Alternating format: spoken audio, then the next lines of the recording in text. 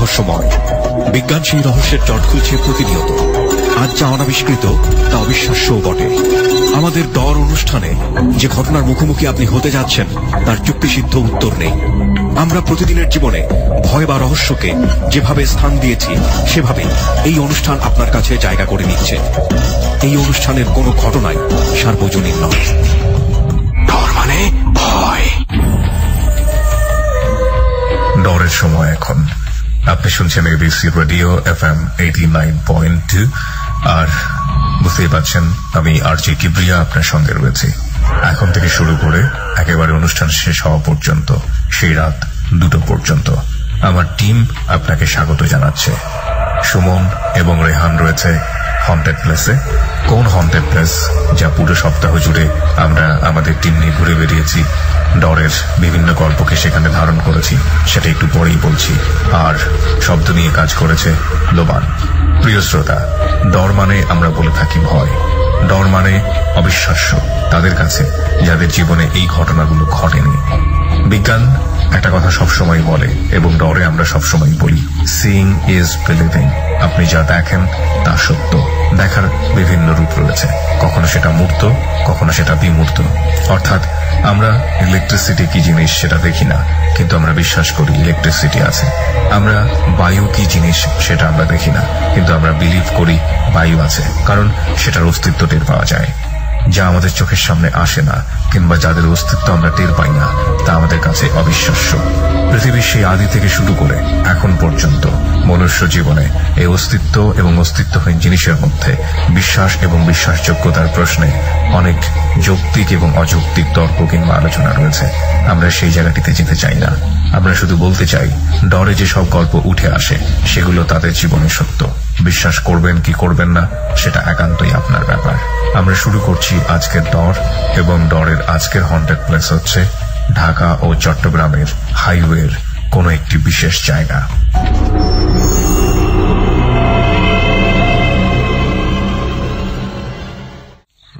আপাতত আমরা আমাদের কথা না বলে আর বন্ধুদের কথায় যাই।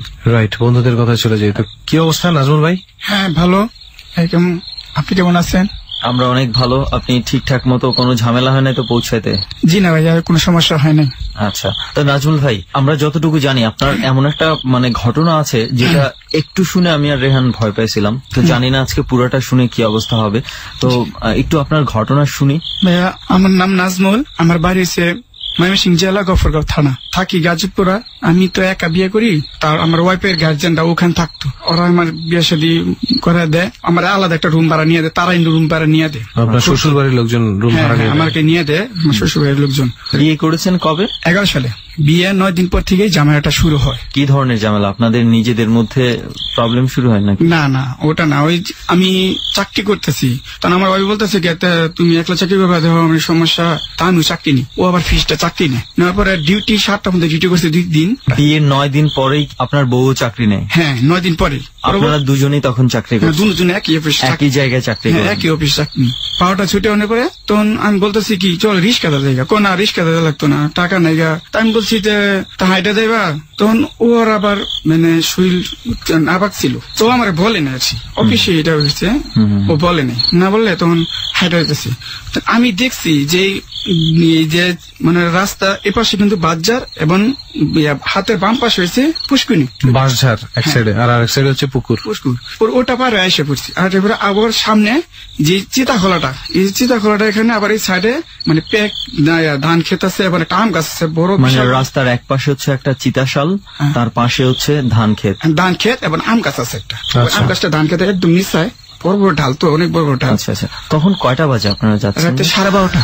আচ্ছা, আমি দেখছি যে ঢালটার মধ্যে এখন গাছের পাতা পাখি উড়েছে, শব্দ হয়েছে। তখন আমি কিছু ওই ভয় পাবে দেখে আমার এই ডান পাশে থেকে বাম পাশে দিয়েছি। আচ্ছা, যেই পাশে গাছটা ছিল ওই পাশে আবার চিতাখোলা। তখন একটা ছায়া, এমন একটা আকৃতি ছায়া আছে আয়া, আমি ওর পাল্টাচ্ছি, ও আবার ওই ছায়াটা ওই পাশে আসে। মানে আপনার স্ত্রী যেই পাশে নিয়ে এসছেন ছায়া ওই পাশে চলে গেছে। হ্যাঁ ওই এবং পাশে। ওই যখন তার মানে ওই সাইডে ছায়াটা ছিল এটা আপনি আগে খেয়াল করেন নাই? না আমি খেয়াল করিনি। যখন এই সাইডে আনছেন আপনার স্ত্রীকে তখন ছায়াটাকে আপনি আসতে দেখছেন? তখন সারা খেয়াল করছি।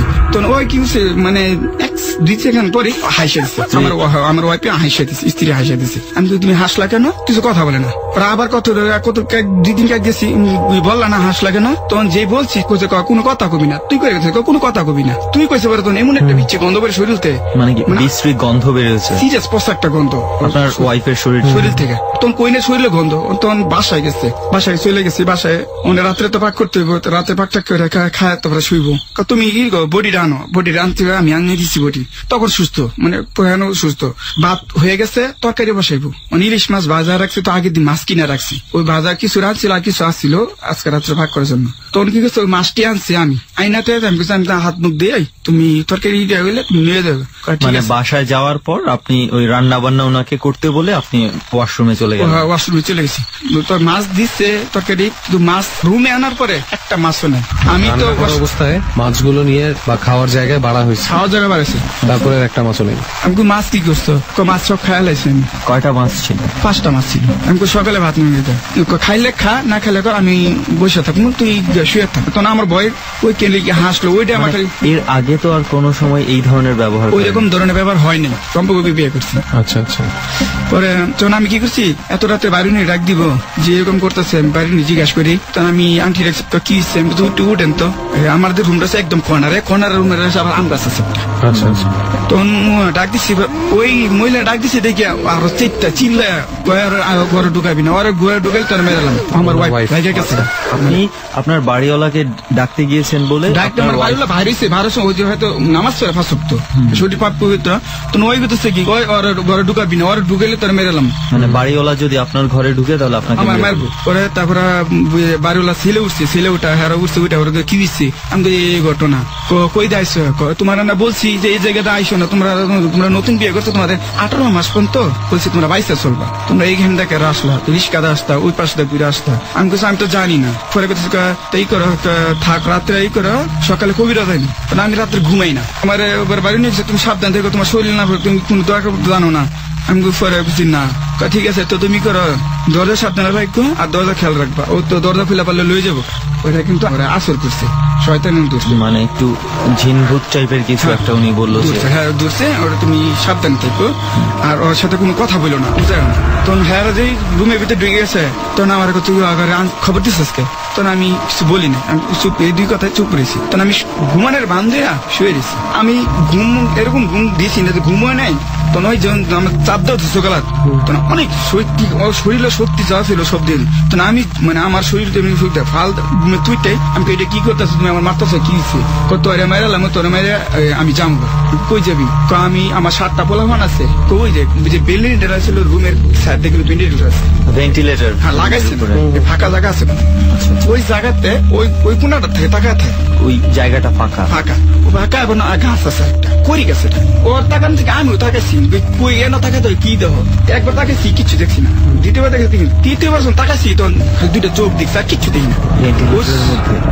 চোখ দূরে দেখে আমার মানে সারা শরীরের পশম দাঁড়ায় গেছে, এই 2টা চোখ শুধু দাঁড়ায় গেছে। চোখ 2টা দাঁড়াইছে, পরে তখন কেছে তুই শুধু ঘুমা, আমি বসে থাকি। পরে আমি বাতি অফ করে যাই, ও বাতি অফ করতে না, বাতি অফ করবি না। আমি যদি ভাত খেতে না, আমি ভাত খেতাম না, আমার মাছ এনে, আমি তোমার মাছ এনে, তুমি আসে দিদি ছুটি খাওয়ালেছো, আমি মাছ এনে দিন করতে হবে না এত রাত্রে।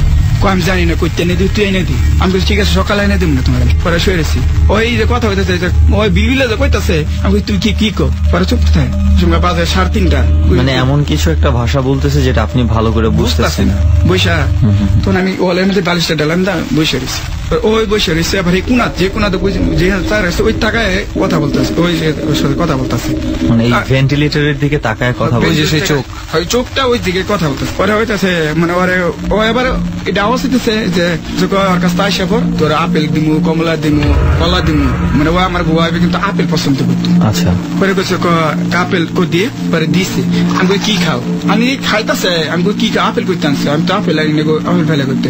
মানে কি আপনি কি আপেলটা দেখতে পেয়েছেন? ফেলেছেন নাকি? আপেলটা আতো কি বলেন?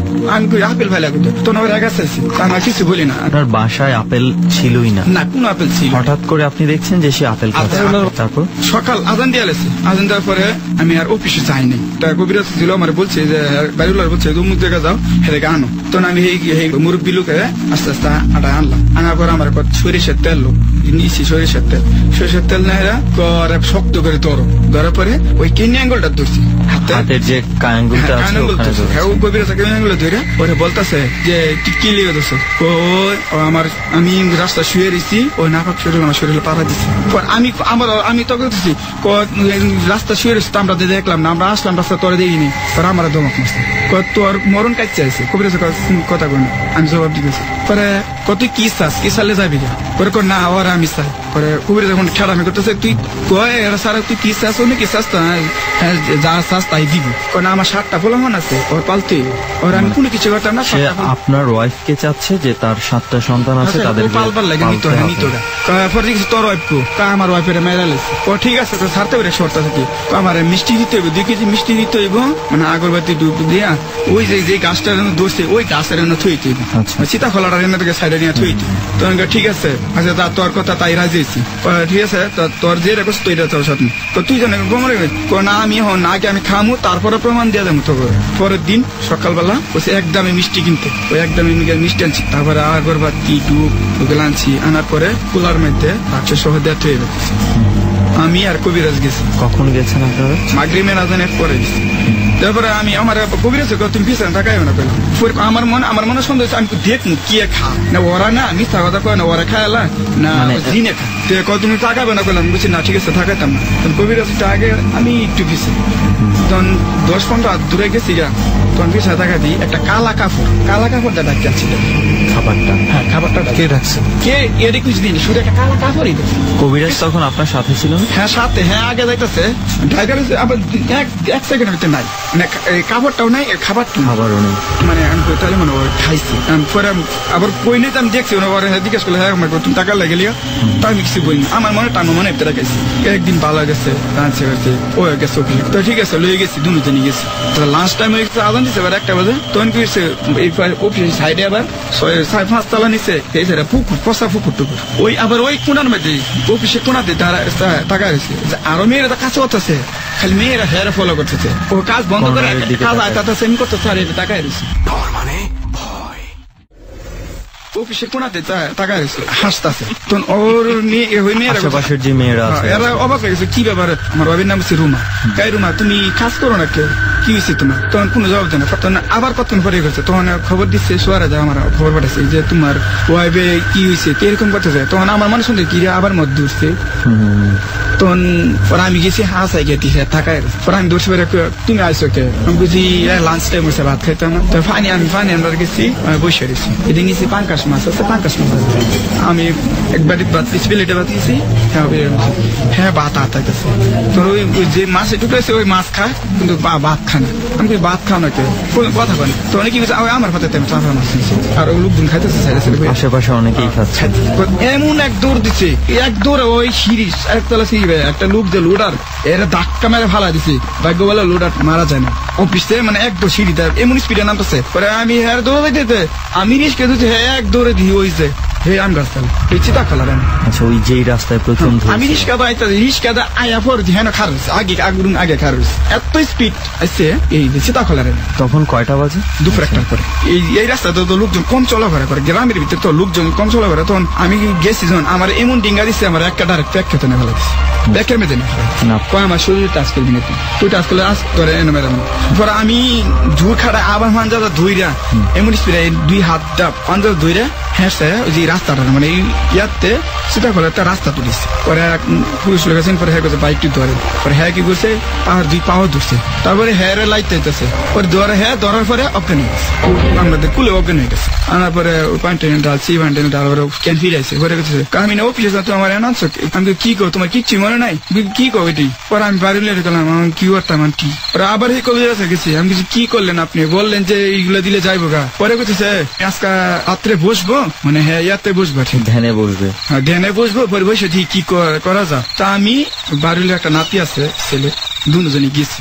সমস্যা হ্যাঁ দ্রুত চিকিৎসা না করলে শরীরে রক্তের সাথে মিশা যাইতেছে তোমার ওয়াইফ বাঁচানো যেত না, তোমার ওয়াইফ যে কোনো মতো লয়ে যাবো। পরে আমি দিশে না পেয়ে আমার মারে ফোন দিলাম, শাশুড়ি ফোন দিলাম, শাশুড়ি আছে। পরে আমার শাশুড়ি থেকে আমি কবিরাজ কোন রাখি আছে এগুলো দৌড়াদৌড়ি করতেছে, যে লোকে ফকির কাছে গেছে। আমি কি করতাম, আমার দেখা না আমার শক্তি গোলাইতো না, সেইটা তো সেটা শক্তি আর কিন্তু মাথা না। আমি গেছি ঠিক আছে তাহলে কি করতাম, তুমি অন্য চেষ্টা করো, বুঝলি ঠিক আছে তাহলে। পরদিন আবার নাটা আমার 12টা দিচ্ছে, 12টা সিঁড়ি দিচ্ছে। এবার আমি 1 লাখ লাগাতে চাপ কোন রাস্তা যাবো, এই রাস্তা যাবো, এই রাস্তা অনেকটা ঘুরে গেল। একটা লোক পাইছি, আমি ওই লোকটা যাইবো তাহলে 2 দিন একসাথে। আমি এমনি একই রাস্তায় যে রাস্তা ওই পথে এই লোক আমি জিজ্ঞেস করি আপনি এই রাস্তা দেবেন তো তা আসো বাস, ওই যে বাস ঝোড়া পারেছি পুষ্কনিটা পারে যেই মুসুরটা ঘুরমু এর মধ্যে ওইটা মাথা কাটাটা আমার চোরের সামনে। ওই লোকটারও দেখি না, ওই দিকে না ওই দিকে ঢুকে গেছে বাসা। মানে আমার কথা বলিস তা কবে ডাকছি, আমি অনেক অজ্ঞান হয়ে গেছি। পরে আরো 2 লোক মনে আসে হ্যাঁ আইসা আমার বাসাতে নিতে গেছে। আমি ওই অজ্ঞান হয়েছি, তখন কিছু জানেন না আর কিছু জানি, ওই অজ্ঞান দেখার পর অজ্ঞান হয়েছি, আর কিছু বলতে পারি না। আমার দৃশ্যটা যেমন আছে ওই দৃশ্যটা আমি খালি। দৃশ্যটা কেমন ছিল, আপনি কি দৃশ্যটা মানে যেটুকু লম্বা, আমার মনে হয় একটা গাছ যে বড় যে গাছটা সেই ঢালের থেকে পাও ফেলাইছেন, একটা রাস্তা পাও একটা ডালের। আমার বলতেছে কথা শুন কথাটা কইতে আমি ফিরে গেছি। আমি আমার শাশুড়ি কই নাই, আমি আমার যত ভাই দুটোর ভাই কিছু টাকা নেন, আমি বাড়ি আমি এনতে যাইগা, আমি মরমু আপনার মাইয়া মেরে লই। পরে আবার আরেক মহিলা কইছে এই রুমে এই অবস্থায় হয় জানো, এই রুমটা ভালো না, আরেক 2 মাইয়া থাকতো, এক মাইয়ার এই অবস্থা হয়েছে। পরে কইছে এই বাড়ির জায়গা ছিল হিন্দু সীতাখোলা আছে পূর্বাগে, হ্যাঁ জায়গা কিনছে এখানে। আমি এটা শোনার পরে আমি দ্রুত বাড়ি আনতে যাইগা। পরে আমি আইসা করছি আবার আমাদের অফিসের কাছে, বাসা পরিবর্তন করে চলে আসছেন। ওখানে প্রায় 15-16 দিন ভালো হয়েছে। এক হুজুর ছিল, হুজুরের দ্বারা একটা তাবিজ দিচ্ছে, পানি টানি খাওয়াইছে, সুস্থ হয়েছে। তখন আমার শাশুড়ি কথা আমি কি করে বাবা তা আমি জায়গা তো সুস্থই, কোন সমস্যা হলে ফোন দিও পরে। তা আমি কি তোমার নিত না অফিস, তুমি এরকম করে অফিসে নিত না, আমি ডিউটি করি, তুমি বাসা থাকো পাকটাক করো বাসায় থাকো। আমি ডিউটি করতেছি 15 দিন, আমি ডিউটি করতে 15 দিন হইতে আবার এই যে রুম নিচ্ছে এটা টিনের রুম, কারেন্ট নেই, গ্যাস আছে কারেন্ট নেই, ওই কুপি জ্বলে, মানে ওই বাতির আলো সহ্য করতে পারে না। ওই সন্ধ্যাবেলা ধরেছি, মানে 15 দিন পরে মোমবাতি ধরেছে, কেউ ধরে না, অনেক মানুষ ওদেরকে তুমি আদান দিচ্ছে বাতি ধরো না কে, সন্ধ্যা হয়েছে বাতি ধরো না কে, অনেক মহিলারা বলতেছে বলে।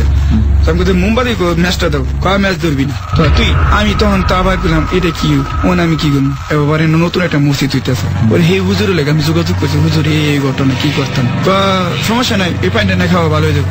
আমার পানি নেওয়া দেওয়ার সাথে আমার আজ সহ পানি সবই নেওয়া, হুজুর তো পানি বাড়াচ্ছস, আমার পানি খাওয়াইতি, তাই খাওয়াইতেছে না। পরে আমি দেখ হ্যাঁ তো তাই বলছি তোর এরিয়া সারা বলছি তুই না কি লিম করতেছস, তোর না কইছি যে ওর থয়ে যেতে তুই হ্যাঁ মানে তাই বলছিস কর, আমি এক সেকেন্ডের ভিতরে লয়ে যাইতেছি কেনতে, তুই ওর শরীর ধরিস না। তখন আমি কি করছি সিটকে আটকায়া পাঞ্জা ধরছি, আমি বুঝি কি হয়েছে তোমার, মুহ ধরছি কি হয়েছে তোমার, ও যে মুহ ধরছি তো আমার জ্ঞান আরে মুরব্বী আছি না দেখলাম, আমি বলছি এই ঘটনা হারে বললাম আরে মহিলাদের। পরে এই মহিলা আবার আমার সারা নিল যে মানে বুটবাজার যাও, বুটবাজার একটা মসজিদ আছে ওইখান থেকে তুমি তাবি জানো। তাহলে আমি চিন্তা করলাম তো বুটবাজার তো আমার বড় ভাই তো লয়ে যাই, পরে গেলাম ঘর বাইরে না। পরে আমি বলছি ভাই এই ঘটনা শুনলাম, এক মহিলা বলছে এই লিগে আইসি, ঠিক আছে তেলে দাও, বলছে হুজুর কাছে আসার নামাজের পরে আমি দেখতেছি।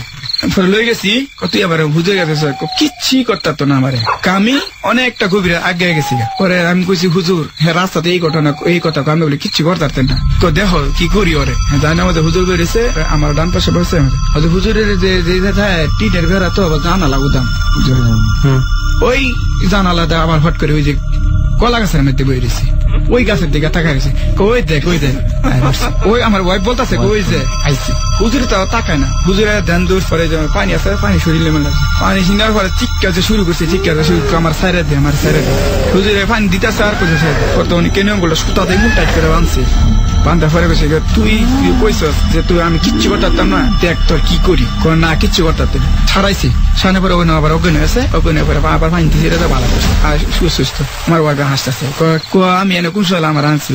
পরে আচ্ছা যাও গাহনে, পরে তাবিজটা আমার হ্যাঁ তুমি যাও বাইরে দাও। পরে আমি খারাইছে, পরে তাবিজটা দিচ্ছে আমারে, ওই তাবিজটা তুমি রাত্রে ওর বাম হাতে একটা তাবিজ জানবা আর গলায় এটা ঝুলাই দেবা। তো আমি লইছি আত্মীরা ভাড়াও লইতেছি, তখন আর কোন সমস্যা নেই। পরের দিন আমি গেছি গা হেরে থেকে বসে কদিন থাকো। পরের দিন আবার ফোন আইছে, হ্যাঁ এক দূরে হ্যাঁ ভাই গেছে গা, যে অটো চালাতো গেছে গা, অটো হ্যাঁ ভাবি ডিউটি করে ওই গেছে গা। আবার ব্রিজ, ওই ব্রিজের এক পাও ঝুলাইতেছে বইয়াইরা ব্রিজে, সবাই মানে রাস্তার মাঝে থেকে এটা কি পাগল টাগল নাকি বইরা দেবো তো নদী যে হ্যাঁ ধাক্কা মারে হাসি দেয় ধাক্কা মারে তাতে ভাই আবার গাড়ি লিয়ে আসছে পরে পরে এই বুলেটে পাশে পরে আবার ফোন দিচ্ছে আমার পরে হুজুরে আবার হ্যাঁ কইছি কি ব্যাপার হুজুর এই ঘটনা আচ্ছা ও গেছে না তাইলে আচ্ছা পরে বাসায় হ্যাঁ রুমেই তোর দাদা আটকাইছি আটকে আমি আমার সম্বন্ধী আর হুজুর তিনজনই আমরা এই রুমে মানে আমার সম্বন্ধীর রুমে। আচ্ছা তখন কি করছে সরিষার তেল লয়া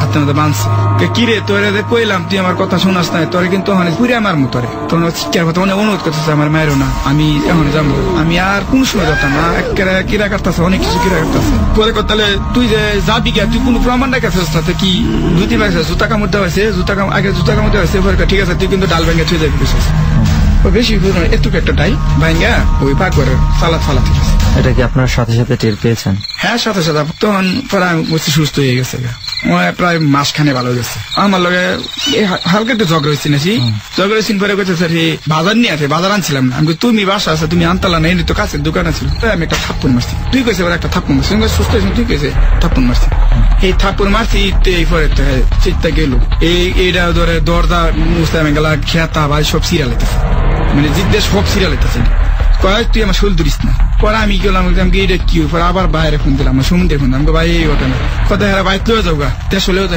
মানে বাড়িতে লইতেছে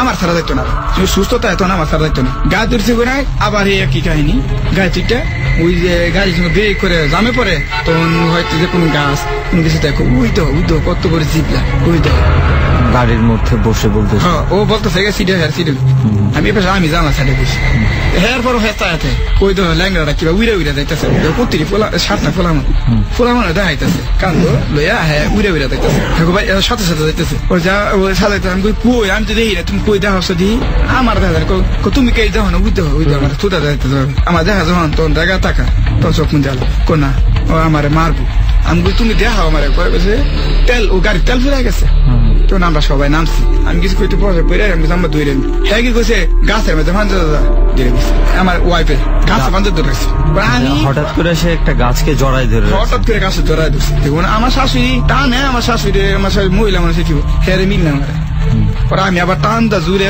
2 হাত ছুড়াই আনছি গাছের হ্যাঁ বড় রাস্তা যাইতেছে উড়ে হ্যাঁ লগে হ্যাঁ দেখতেছে আমার বলতেছে কইতে হই তো আমার লগে যাইতেছে এটা আমার ছাড়তো না আমার মার আমি যাক তাহলে হেন একটা পাগলা হুজুর একটা নাম আছে এই নামটা কইলে হ্যাঁ লগে লগে চিমকা জায়গা মহিষী পশার পরে যে ওদের বাড়ির যে রাস্তাটা ওই রাস্তার এনে হুজুরটা বসে থাকে কবরস্থান ওই হুজুরের কবরস্থানের হুজুর মাদ্রাসা আছে এই মাদ্রাসা দেখাশোনা করে আর গুরুস্থান সব দেখাশোনা ওই করে এই হুজুরটা করে হুজুরে দেখে ওই হুজুরের কাছেই যেত না ওই তখন অন্তি সুস্থ হয়ে পরে তখন থাপ করে আমার বইয়ের চুলটার মধ্যে এনে ধরছে কে ধরেছে ওই হুজুরটা শোন ওর শরীর আছে তখন চুলটা ধরছে পরে আর পে পাওয়া হোমারা ধরা শুরু করছে কামনে আমার ধর্মে ভাব লাগে না অনেক কিছু বইতেছে পাওয়া তো না আমার সহ্য হইতেছে না আমি বুঝি মানুষের সামনে কি অবস্থা করতেছে আমি বুঝি ছেড়ে দেন আমার দমক মারছে গায়ে কোনো কথা কইস না পরে অনেক কিছু অনুরোধ করাইতেছে পরে ছেড়ে দিছে ছেড়ে দেওয়ার পরে বাড়িতে গিয়ে আবার এগিয়ে পরে কইছে যে আমার নাম লইবা তুই যেমন ধরে আমার নাম লইবা তুই নাম লই তখন চমকা জায়গা হ্যাঁ মামা আবার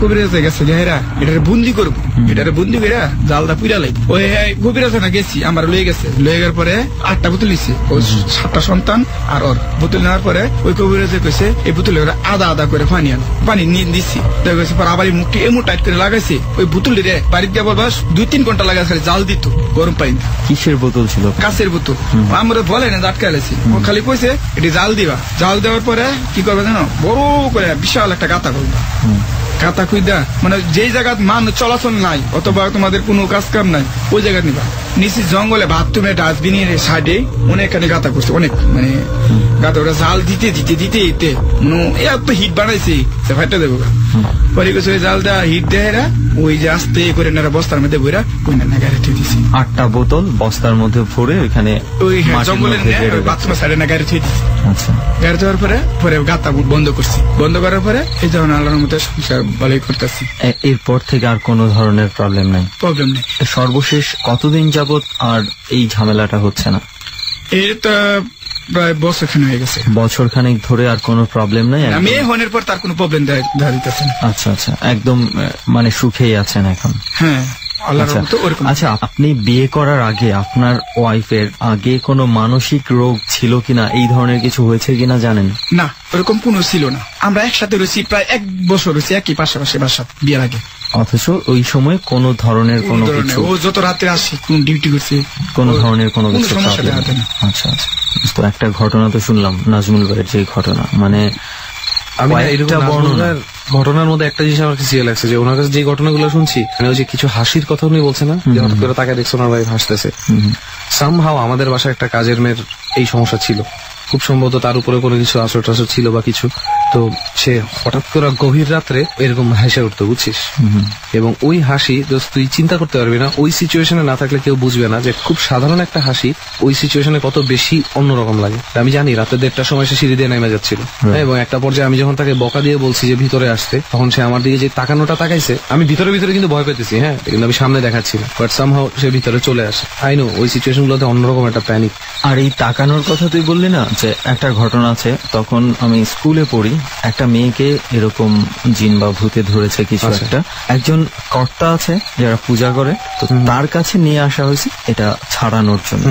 তো ওইটা ছাড়ানোর জন্য সে বলছে একটা খাসি বলে দিতে হবে, সেই খাসিটা সহ নিয়ে আসা হয়েছে। তো ওই দিন আমি দেখেছিলাম ওই মেয়েটাকে, যে পূজারি, সে যখন ওই হাতের মধ্যে ধরছিল চাপ দিয়ে আঙ্গুলের মধ্যে, তারপরে বিভিন্ন মন্ত্র বলছিল, অনেক জোরে জোরে বিভিন্ন প্রশ্ন করছিল, ওই মেয়েটার মনে কর যেই ধরনের চাহনি, ওই চাহনি দেখে আমি ওই জায়গায় দাঁড়ায় থাকতে পারিনি। ওই চাহনিটা আমি আজও পর্যন্ত ভুলিনি।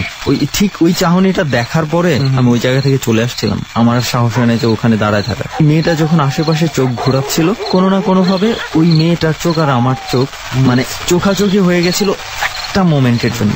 ওই এক মোমেন্টে মনে কর যে আমি ভয় পেয়ে গেছি। তো নাজমুল ভাই তাও অনেক মানে ধৈর্য নিয়ে খুব সাহসিকতার সঙ্গে সাহসও ছিল নাজমুল ভাই। যাই হোক, আবার আমাদের আজাদ ভাই আছে এখানে। আজাদ ভাইয়ের ঘটনাও কিছু মানে আত্মা কাঁপার মতো কিছু ঘটনা আছে কিনা? ডর মানে ভয়, ডর মানে ভয়।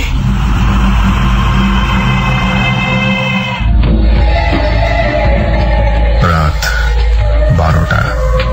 12টা মানে অনেক কিছু। উপন্যাস কিংবা গল্প কবিতায়, কিংবা ড্রাকুলার গল্পে, কিংবা ভৌতিক যে কোনো অনুভূতিতে রাত 12টা অনেক বড় একটা আবেদন তৈরি করে। ঠিক সে কথাটি মাথায় রেখেছে ডর। রাত 12টার পর থেকে যত রাত বাড়তে থাকে, ডরে তত বেশি গল্পের গভীরতা আমরা খুঁজতে থাকি। আমরা যে গল্পে রয়েছি ঠিক সেখান থেকেই ফিরতে চাই।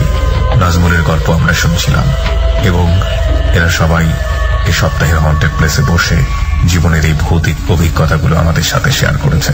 আপনি নিশ্চয়ই জানেন এবারের হন্টেড প্লেসটি হচ্ছে ঢাকা চট্টগ্রামের মহাসড়কের কোন একটি বিশেষ জায়গা। তো রিয়ান, চল এবার আজাদ ভাইয়ের কাছে যাই। আজাদ ভাই, কি অবস্থা? ভালো, ভালো আছেন? এই ঘটনা শোনার পর খুব একটা ভালো থাকার কথা না। তো আজাদ ভাই কোথায় থাকেন, কি করেন? আমি আছি বর্তমানে নারায়ণগঞ্জ রূপসীতে। আমি এখন বর্তমানে একটা গার্মেন্টসে জব করতেছি। আপনার লাইফে ভালো ঘটে নাই এরকম কিছু কি আছে? আমি ড্রাইভিং শিখছি আছে 7 থেকে 8 বছর। যখন আমি ড্রাইভিংটা শিখি তখন আমি যে কোনো একটা ফ্যামিলির সমস্যার কারণে আমি চট্টগ্রামে চলে যাই। আচ্ছা, নারায়ণগঞ্জ থেকে আমি চট্টগ্রামে চলে যাই। আমি ওই জায়গায় যে কারো চিনি না, আমি হঠাৎ করে আমার এলাকার লোকের দেখা হলো, দেখতেন গাড়ি চালাচ্ছে, টেম্পু চালাচ্ছে। ও আচ্ছা, আপনি চট্টগ্রামে গিয়ে আপনার এলাকার একজনকে খুঁজে পেয়ে গেছে? পেয়ে গেছে অলরেডি। দেখলাম যে উনি টেম্পু চালায়, বলতেছে গাড়ি চালাবেন, হ্যাঁ চালাবো। ওনার সাথে আমি প্রায় হঠাৎ করে কেউ গাড়ি দেয় না, ওনার সাথে আমি প্রায় 1 মাস 1.5 মাস মতন ছিলাম। ট্রেনিং করছি, ট্রেনিং করার পথে উনি আমাকে বলতেছে এখন তুই গাড়ি চালাও। আমি আর গাড়ি চালাবো না, বা বড় গাড়ি চালাবো, তুই টেম্পুটা চালা। টেম্পু চালানোর কালীন যখন আমি ড্রাইভিং এ অলরেডি এক্সপার্ট হয়ে গেছি, আমি তখন আমি আমার বন্ধুদেরকে নিয়ে আমি একটা রাঙামাটির আর একটা চট্টগ্রামের। আচ্ছা আচ্ছা, তারাও কি এই টেম্পু চালায়? টেম্পু চালায়। তখন আমরা ওদিনকে আবার ওরা চালাতেছিল না, তখন আমরা 2 বন্ধু আর আমি 3 জন মিলা আমরা মেডিকেলের সামনে, চট্টগ্রাম মেডিকেল। কত সালের ঘটনা? আপনার 2006। আচ্ছা, তখন বন্ধুরা বললাম দোস্ত চলো আমরা মেডিকেল কলেজে ভাড়াটা যদি পাই তাহলে ওদিক থেকে ভাড়া মারবো। তখন আমাদের আমি চালাতাম নাইটে, ওরা চালাতো ডে। আচ্ছা আচ্ছা। ওদিনকে আবার গাড়ি চালাইনি, তো ওখানে আমরা নাইটে নিয়ে আসছি সব 3 বন্ধু মিলে নাইটে গাড়ি চালাম। আমরা মেডিকেল কলেজের সামনে আসছি, আসার পরে টাইম ম্যাক্সিমাম 10টা থেকে 10:30 বাজে, রাত 10:30। 10:30। তখন আমার বন্ধুকে বললাম চা খাইছি, তো টেম্পো থেকে আমরা 3 বন্ধু চা খাইতে গেলাম। চাটা খাই আবার গাড়িতে এসে বসছি, বসার পথে আমরা সিগারেট ধরলাম। সিগারেটটা ধরে বসে রয়েছে, হঠাৎ একটা লোক আসলো। লোক এসে বলতেছে যে যাবেন ভাইয়া? যে বললাম যে কোথায়? আমি বললো যে সীতাকুণ্ড। যে যাবো। ওনার সাথে বাড়ার ভাঙ্গা হলো আমার। ওই মেডিকেল কলেজ থেকে সীতাকুণ্ডর দূরত্ব কতটুকু? দূরত্ব আছে আপনার ম্যাক্সিমাম 30 থেকে 35 কিলোমিটার। আরো বেশি হতে পারে, একটু কম হতে পারে। ঠিক আছে চলুন। কি যাবো? উনি বলে যে রুগী যাবে একটা। আচ্ছা, রুগী যাবে, আর আমরা 5 জন লোক আছে, আমরা 5 জন রুগী যাবো। আচ্ছা, মেডিকেল কলেজ থেকে আসছে। মেডিকেল কলেজ থেকে সর্বমোট আমরা আছি মোটামুটি 9 জনের মতন। চাই আমরা আর কোনো টেনশন নেই, যেহেতু 9 জন মানুষ আছে গাড়িতে। তার বন্ধু বললো আচ্ছা চল মেডিকেলের ভিতরে গাড়িটা গুটুকা।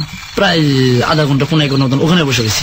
এখানে প্রায় 11টা বা 11:30 বাজে যেতেছে। আচ্ছা, কি ব্যাপার উনি আসতেছে না? ঠিক আর 10 মিনিট পরে আসছে। আসার পরে যখন আসছে উনি আবার এসে বলতেছে তুমি আর আধা ঘন্টা অপেক্ষা করো, আমার রোগীটা নামতেছে না। আর আধা ঘন্টার মতন এখানে অপেক্ষা করলাম, প্রায় 12টার কাছাকাছি। তাও আমরা বসে সিট কাটিছি। হঠাৎ করে না 5 জন লোক আসলো আমার গাড়িতে। অলরেডি উঠলো, আমাদের সাথে ওনার কথা ছিল যে রুগী নিয়ে উঠবে, কিন্তু রুগী আর ওঠেনি। সেটা উঠছে একটা ডেড বডি, একটা লাশ। আচ্ছা, ওনারা একটা ডেড বডি নিয়ে আসছে। ডেড বডি নিয়ে আসছে। আমার বন্ধু বলতেছে কি ব্যাপার আপনারা রুগীর কথা বললে আপনারা লাশ নিয়ে আসছেন কেন? তখন উনি বললো যে রুগীটা মারা গেছে। তো পাট করে আমার বন্ধু বললো যে ভাড়াটা একটু বাড়াই দিতে হবে। মোটামুটি একটা কাছাকাছি বেজে গেছে। আমি গাড়িটা স্টার্ট নিয়ে আমি ড্রাইভিং করতেছিলাম, আমার 2 বন্ধু দুটো পাশে, আমরা 5 জনের পিছে এবং কি লাস্টের পিছনে আছে। লাস্টটা নিয়ে রওনা দিলাম। আমরা যাচ্ছি, আমরা হয়তো সীতাকুণ্ড পৌঁছাতে আধা ঘন্টা লাগবে বা 4 কিলোমিটার রাস্তা আছে। তখনই আমাদের গাড়িতে একটা শব্দ পেলাম। শব্দটা কি একটা ঠেকনা খেলো গাড়িটা। তো যেমন পড়লে যেমন টাচ করে একটা আওয়াজ হয়, তেমন একটা আওয়াজ হতে বন্ধু আমরা পিছন দিকে তাকালাম না যে কি হয়েছে না হয়েছে। শব্দ হতে পারে, যেহেতু রাস্তাতে চলতে ইটমিট থাকতে পারে। তখন বন্ধুরা বললাম এক কাম করো, তুমি একটা সিগারেট ধরো। ওই সিগারেট ধরতে গেছে, ওই সিগারেট হঠাৎ করে ওরা আমার সামনে যে লুকিং গ্লাসটা আছে, ওই সিগারেটটা মেজ বাড়ি দেওয়ার আগে ওই লুকিং গ্লাসের দিকে পড়ে গেছে। তো আমার রানিং অবস্থায় গাড়িটা যখন সিগারেটটা ধরবো, তখন বাতাস সিগারেটটা ধরবে না, আগুনটা ধরবে না। তো উপরে উঠছে, উপরে ওইটা দেখতে ওই লুকিং গ্লাসে দেখছে। কে দেখেছে? আমার ফ্রেন্ড হাসান। দেখার পরে ওই কিছু না বলে সিগারেট আর মেজ ফালাইতে দৌড়, চলন্ত অবস্থায় রানিং এ দৌড়। কি ব্যাপার ওই দৌড় দিল কে? মানে যারা আসলে আপনারা এটা করেন, আপনাদের এটা অভ্যাস হয়ে গেছে। আর যেহেতু মনে হয় এটা টেম্পো, এটা রানিং আরো কম, রানিং তো দৌড় দিল কে? ব্যাপারটা কি? আমার বন্ধু ওইটারে বললাম আচ্ছা দেখতো পিছনে কিছু হয়েছে নাকি। তো দেখা মতো আমি না, আমি দেখুন মনে করা যায়। আমি লোকে পিছনের দিকে তাকাইছি, পিছনে টাকা দিতে অলরেডি উঠে বসে গেছে। উঠে বসে গেছে? ওইটা বসে গেছে, লাশটা উঠে বসে। লাশটা কি অবস্থায় ছিল? চাটি পেঁচানো ছিল অবস্থা, মানে চাটাই দিয়ে বাঁধা ছিল। মুখটা ছিল আপনার ওই চাটাই যেমন 2টা পায়ের কাছে বইয়া থাকে, বান্ধা থাকে, বান্ধা অবস্থায় অলরেডি বান্ধা সবকিছু কমপ্লিট ওকে, কিন্তু আপনার লাশ অটোমেটিক উঠে বসে গেছে। আর মানুষগুলো নাই গাড়ির জন্য। যখন আপনার ওই যে শব্দটা হয়েছিল, মানে আমি ওটা থেকে ধারণা করতে পারলাম ওই শব্দ থেকে ওনারা নেই, ওই প্রকার একটা আওয়াজ হয়েছে। This is something supernatural. কেন? কারণ কি 5টা মানুষ ছিল, মানুষ কিন্তু একজন না। তো নাইমা গেলে বেশ কয়েকটা হুড়হার শব্দ হওয়ার কথা। আমি অতিরিক্ত দেখার মধ্যে আমার আর কোনো গাড়ি যে আমি চালাম ওই ক্ষমতাটা আমার কাছে আর নাই। অলরেডি আমি গাড়ি হার্ড ব্রেক দিয়ে দিই, হাত ব্রেক দিয়ে গাড়িটা ব্রেক দিয়ে জায়গা ব্রেক করে আমি আর আমার বন্ধু সাথে 2জন দৌড় দিয়ে 20 থেকে 30 হাত দূরে যে আমরা এক জঙ্গলের মধ্যে বসে জিনিসটা দেখতেছি যে কি করতে চাইতেছে। জঙ্গলের আড়ালে দেখলাম যে ও 2টা হাত অলরেডি সাইড থেকে বের হয়ে গেছে, মানে চাটাই থেকে বের হয়ে গেছে। আমি যেভাবে আসছি ঠিক এভাবে থেকে এভাবে বের হয়ে গেছে। বের হয়ে ওর হাত ওই নিজে কামড়াইতেছে, এক হাত কামড়াইতেছে আর এক হাত দিয়ে বের করতেছে, ভিতর থেকে কলিজাটা বের করতেছে। হাতটা এক হাত কামড়াইতেছে মুখ দিয়ে, আরেক হাত দিয়ে কলিজার ভিতর থেকে বের করতেছে। এটাও খাচ্ছে এটাও খাচ্ছে। যখনই খাচ্ছে তখনই চিন্তা করলাম এটা কোনো শয়তান মতান না, তো এটা অবশ্যই যে শয়তানে আছে এটার সাথে, আর কিছুই নেই, না থাকলে শয়তানে আছে। ওই মুহূর্তে আমি ভয় পাচ্ছি, আমার বন্ধু কিন্তু ভয় পাচ্ছে। পিছন থেকে আমার বন্ধু আমাকে শোন শোনাবো, আগে দেখ কাহিনী কি ঘটে। ও বলছে হাসান কোথায়? আমি তোর চিন্তা তুই কর, হাসানের চিন্তা পরে কর, আগে দেখ কি ঘটনা বাজে, বাঁচবি কিনা এই চিন্তা কর। তখনই দেখলাম যে ওর হাত এটা খাইলো সাথে এটাও খাইলো, ওইটা বের করে কলিজাটা খাইলো, এটা কলিজাটা খানা শেষ, এই হাত খানা শেষ, এবার অলরেডি এই হাত। যখন এটা শুরু হয়ে গেল তখন আমি এখানে অবস্থা খুব খারাপ, যে আমার অলরেডি আমার ফ্রেন্ড যেটা পিছনে ছিল অলরেডি ফর্সা পুড়ে দিচ্ছে ভয়। তখন আমি ফ্রেন্ড বন্ধুরা বললাম এখন কি করবি? তখনই ওই ফলো করলো যে হাইওয়ে রোডেও পুলিশের জানাইতেছে। আচ্ছা, আপনি বলছেন যে হাইওয়ে, তো এখান দিয়ে আর কোন হাইওয়েতে তো অনেক গাড়ি আসা যাওয়ার কথা। হ্যাঁ, ওনারা কিছু দেখতেছে না, জাস্ট আমরা 2জনে দেখতেছি। মানে ওই টেম্পুর পাশ দিয়ে তখনও গাড়ি আসা যাওয়া করতেছে, ওনারা কিছু দেখতেছে না, শুধু আমরাই দেখতেছি। সো এই জায়গা আসলে সাধারণত হাইওয়েতে রেহান এমন হয় যে রাতের বেলা গাড়ি খুব একটা থামাতে চায় না, কেউই থামায় না, দেখলেও থামায় না। যাই হোক তারপর তো আমার ফ্রেন্ড হাইওয়ে পুলিশের গাড়িটা দেখতে পেলো, আমাকে ফালাই দিয়ে দৌড়, আমিও দৌড় পিছিয়ে পিছিয়ে দৌড়তে যে ওই দাঁড়ালো জায়গায় দাঁড়াতে গাড়ি কার, তাই আমি বললাম যে গাড়ি আমার। পুলিশ যখন জিজ্ঞেস করছে পুলিশ যখন আসছে তখন লাশ আমরা যে অবস্থায় উঠেছে ঠিক ওই অবস্থায় আছে, ডেফিনেটলি শুধু হাত আর ভিতর থেকে পরিচয়টা নাই। আপনারা যেটা দেখছিলেন যে খাচ্ছে, যে ক্ষত বিক্ষত এই খাওয়া অবস্থায় পুলিশও দেখছে, পুলিশে দেখছে কিন্তু লাশের ওটা হাত বসানো না, ওটা শুয়ে শোয়া। গেছে। আমার যে দুটা সিট আছে, দুটো সিটের পাশে দুইটা হাত ফেলে গেছে। তার মানে রেহান তুই দেখছে পুলিশের তো দেখার কথা না, ওনাদের ভুল হইলে হইতে পারে, চোখের ভুল, বাট পুলিশও কিন্তু এইটাই দেখছে যে লাশ খাওয়া। লাশ খাওয়া। পুলিশে জিজ্ঞাসা করলো যে এই লাশ করতে গেছে, যে বললাম যে চট্টগ্রাম মেডিকেল কথা শুনতে, যে মেডিকেল থেকে তোমরা লাশ নিয়ে আসতো, লাশের লোকের লুক কোথায়? যে আমরা তো লাশের লোকের লুক ছিল 5 জন লোক ছিল লাশের মধ্যে, কিন্তু 5 জন লোকের একজন লোক আমি লাশের মধ্যে পরে আমাদের এই ঘটনার কোনো লোক ছিল না। তো লাশ আনছে কি করে? যে আমরা এইভাবে নিয়ে আসি, 5 জন লোক থাকাকালীন আমরা নিয়ে আসি, হঠাৎ করে আমরা 5 জন লোক উধাও। কোথায় গেছে কিন্তু এর সাথে সাথে আমার বন্ধু একটা দেখা ও উধাও। তোমার বন্ধু নাই তো ওই 5 জন লোক নাই, নিশ্চয়ই কোনো কারণ আছে? জি না, আমাদের কোনো কারণ নেই। আচ্ছা ঠিক আছে, এটা কোথায় যাবো সেটা বলো। তো বললাম যে আমরা সীতাকুণ্ড যাবো, 1.5 কিলোমিটার ভিতরে। আমাদেরকে ঠিকানা বলা দেওয়া হয়েছে কিন্তু লেখা দেওয়া হয় নাই। আমার এখন এই মুহূর্তে ওই গ্রামটা মনে আসতেছে না। আচ্ছা ঠিক আছে চলো, আমরা তোমাদেরকে নিয়ে পূজা দিতেছি। যখন আমরা গাড়িতে যাবো বা আমি গাড়িতে স্টেরিং এ বসবো, তখন আমার বন্ধু হাসান আমার গাড়ির সামনে, যে বন্ধু লাভ দিয়ে যতক্ষণ আমাদের 1-1.5 ঘন্টার মতন এখানে সমস্যা হইতেছে, ওই মুহূর্তে ওই নাই। যখনই আমরা গাড়ি স্টার্ট দিব ওই মুহূর্তে ওই জায়গায় যখন ওই আসলো, ওরে আমার ওই বন্ধু জিজ্ঞাসা করলো কোথেকে আইসিস, এত কথা বলিস না। এই কথা বলাতে ওই আর কিছু বলে নেন। ওরা একটা জিনিস ফলো করলাম কি, কথা আচরণ অন্যরকম, কথা এমন করতেছে মানে যে কোনো একটা কথা বললে চুপ করে থাক, কোনো কথা বলি না, কোনো কথা বললে গালি মারে। আমার বন্ধু বসে আড়াতে এখানে বসার পরে আমার গাড়ি স্টার্ট হচ্ছিল না যখন, তখন পুলিশের ভ্যানে দড়ি ছিল আপনার তলে আমি ঢুকছি, তখন উপরে ঢুকার কোনো ক্যাপাসিটি নাই, কারণ যেহেতু এই লাশ আছে তলে ভিতরে আমার কার্বোটারের মধ্যে রক্ত পড়ছে, রক্তের ভিতরে রক্ত ঢুকে গেছে কার্বোটারের মধ্যে। তখন পুলিশে বললো যে আচ্ছা আমার গাড়িতে রশি আছে, রশি লাগ। যখন আমরা জায়গায় পড়ছি তখন মেডিকেলে ফোন করে খবরটা নিল যে এইসবে এমন একটা লাশ কোথেকে আসলো। ওনারা বললো যে মেডিকেল থেকে একদিন আগে লাশটা নাই। তখন এই কথাটা বললো একদিন আগে লাশটা নাই, যখন আমরা নিয়ে আসছি আর আগের দিন থেকে লাশটা নাই মেডিকেল তো নাই। ওই মাঝখানে একদিন কোথায় ছিল আপনারা? মেডিকেল থেকেই আমরা মেডিকেল থেকে লাশটা নিয়ে আসছি, একদিন আগে লাশটা নাই। এই লাশটা কোথায় ছিল? ওরা বললো যে আমরা ওনারা ফ্রিজের মধ্যে রাখা হয়েছিল জিনিসটা, ওইখানে যেখানে রাখা ছিল ওখান থেকে লাশটা একদিন আগে থেকে উঠাও। পুলিশে বললো যে এটা লাশটা আমাদের কাছে আছে। ঘটনাটা কি? তখনই বললো ওরা মেডিকেল থেকে বললো যে মেয়ে একটা এটা ছিল কলেজ স্টুডেন্ট মেয়ে, উনি ঘুরতে গেছিল বাটালিয়ান পাহাড়ে, উঠতে সময় লাগছে, আবার নামতে আর সময়টা পায় না, সন্ধ্যা হয়ে গেছে। ওখানে মেয়েটা রেখে দিয়ে মেয়েটা রেপ করে মেরে পাওয়া থেকে ফেলে দিচ্ছে। ওখান থেকে নিয়ে আসা মানে মেডিকেলে রাখছে, ওই লাস্টে আমরা নিয়ে আসছি এখানে। তখন ওনাদের ফ্যামিলির কাছে যে ঠিকানা নিল লাস্টের কোথাকার, ওনাদের বাড়িতে লাস্টটা পৌঁছে দিল। লাস্টটা পৌঁছে দেওয়া আসার পথে আমার বন্ধু হাসানের ব্যবহার আচরণ হচ্ছে অন্যরকম। ওই জিজ্ঞাসা করলাম আচ্ছা তুই প্রথম কিসের জন্য দৌড়টা দিয়েছিলি? কথা কম বলিস, কোনো কথা বলবি না। আমি কই তোর চোখ লালকে? তখন আসার পথে ওটা জিজ্ঞাসা করলাম কি ব্যাপার, কি দেখছিস? তোরা যাতে তার থেকে একটু বেশি দেখছি আমি। যখন আমি সিগারেটটা দৌড়াই তখন দেখি ওই লাস্ট অটোমেটিক উঠে যেতেছে, বৈশা মাথা ঘুরে গেছে, আমাদের দিকে তাকাই দিচ্ছে। লোক যে 5 জন ছিল ওই 5 জন কোথায়? ওই 5 জনের লোক নাকি কিন্তু নিজেও করতে পারেনি। চট্টগ্রামে যাওয়ার পর থেকে একটা জিনিস কি, আমার ফ্রেন্ড যেটা হাসান দৌড় দিচ্ছে ওর একটা না 3 দিন জ্বর, আমারও জ্বর, আমার ফ্রেন্ড ওরও জ্বরের মুহূর্তে ওরে নিয়ে ওর আম্মা আমাদেরকে ডাকুন যে কি ব্যাপার হয়েছে সুমন, তোমরা তো গেলা ওখানে, কি হয়েছিল? পরে আন্টির সাথে এই ঘটনাটা ভেঙে বললাম। পরে ওনাকে ওরে নিয়ে একটা বিহারি আছে না চট্টগ্রামের মধ্যে, বিহারির মধ্যে ওঝা ছিল, বললো যে কে কি ছিল? তো বললো যে আজাদ ছিল এবং আশিক ছিল, হাসান ছিল, ওরা 3 জনে ছিল। ওরা 3 জনকে ডাকা, আমাদের 3 জনকে ডাকা হয়েছে। 3 জন ডাকার পরে আমরা নিয়ে ওনাকে বসানোর পর আমরা 3 জন মাঝে ও মাঝখানে বসে রয়েছে, আমরা 2 জন 2 পাশে মাঝখানে বসেছি। যখন বসার পরে ওরে বলতেছে যে কি ব্যাপার হাসান কেমন আছো? তোমার চোখ দুটা লাল কি? আমার চোখ দুটা তো লাল এমন, আমি নিজে জানি না কি ব্যাপার কি হয়েছে। ওখান থেকে ওরে নিয়ে আসনে বসাচ্ছে। আসনে বসানোর পরে দেখে যে 5 জন ছিল ওই 5 জনের মধ্যে ওই একজনে ওরে ধরছে। যখন ওই রানিং এ দৌড় দিছিল তখন রানিং এ দৌড় সময় যখন ওরা আমার গাড়িতে আওয়াজটা হয়েছিল তখন রানিং সময় ওরা 5 জনের তো অলরেডি ছিল, ওখান থেকে 5 জন ওরে ধরছে আগে। দৌড় কিসের জন্য দিল? ওরে আগে ধরলো, দৌড়টা দিলে কে লেগে। তারপরে বলো যে কি ব্যাপার তুমি ওরে ধরছে কেন? ওই আমাদের দিকে পলাইলো কে? আমাদের ক্ষতি করতাম না, ওদেরকে ধরলো না কেন? ওরা তো দৌড় দেয় নাই, ও তো লাস্টে দৌড় দিছে। ফার্স্ট প্রথম তো ওই দেখছে, খাবাদা দৌড়ে আসনে বসাইয়া ওরে কি করলো, গোবর আছে না, গোবর গোবরের মধ্যে মরিচ দিচ্ছে, ওর নাকে মুখে মারছে, জলাতে ও চিল্লাই করতেছে যে আমি যাবো, আমার ছাড়া দাও, আমি কিছু করবো না, তোমাদের কারো ক্ষতি করবো না, আর আসবি না তো পাই না। পরে ওরে ছাড়া দিয়ে চলে যায়, আর আসে না। আর 2-3 দিন পর থেকে ওরা আবার ঠিক আছে, আমরা ঠিক আছে, হাসান ও স্বাভাবিক আছে। স্বাভাবিক আছে, আমি স্বাভাবিক, আমরা 3 বন্ধু মোটামুটি ভালো, এর মধ্যে থেকে আমাদের থেকে কোনো কিছু আর ওঠে না। এই 5 জনের ব্যাপারে কি আর কিছু বলছিল? যে 5 জন হঠাৎ করে উধাও হয়ে গেছিল? হঠাৎ করে উধাও হয়েছে, উনি ওই দৃষ্টান্ত আমাদেরকে বলে নাই যে কি হয়েছিল বা কেন যাইছিল, ঠিক আছে।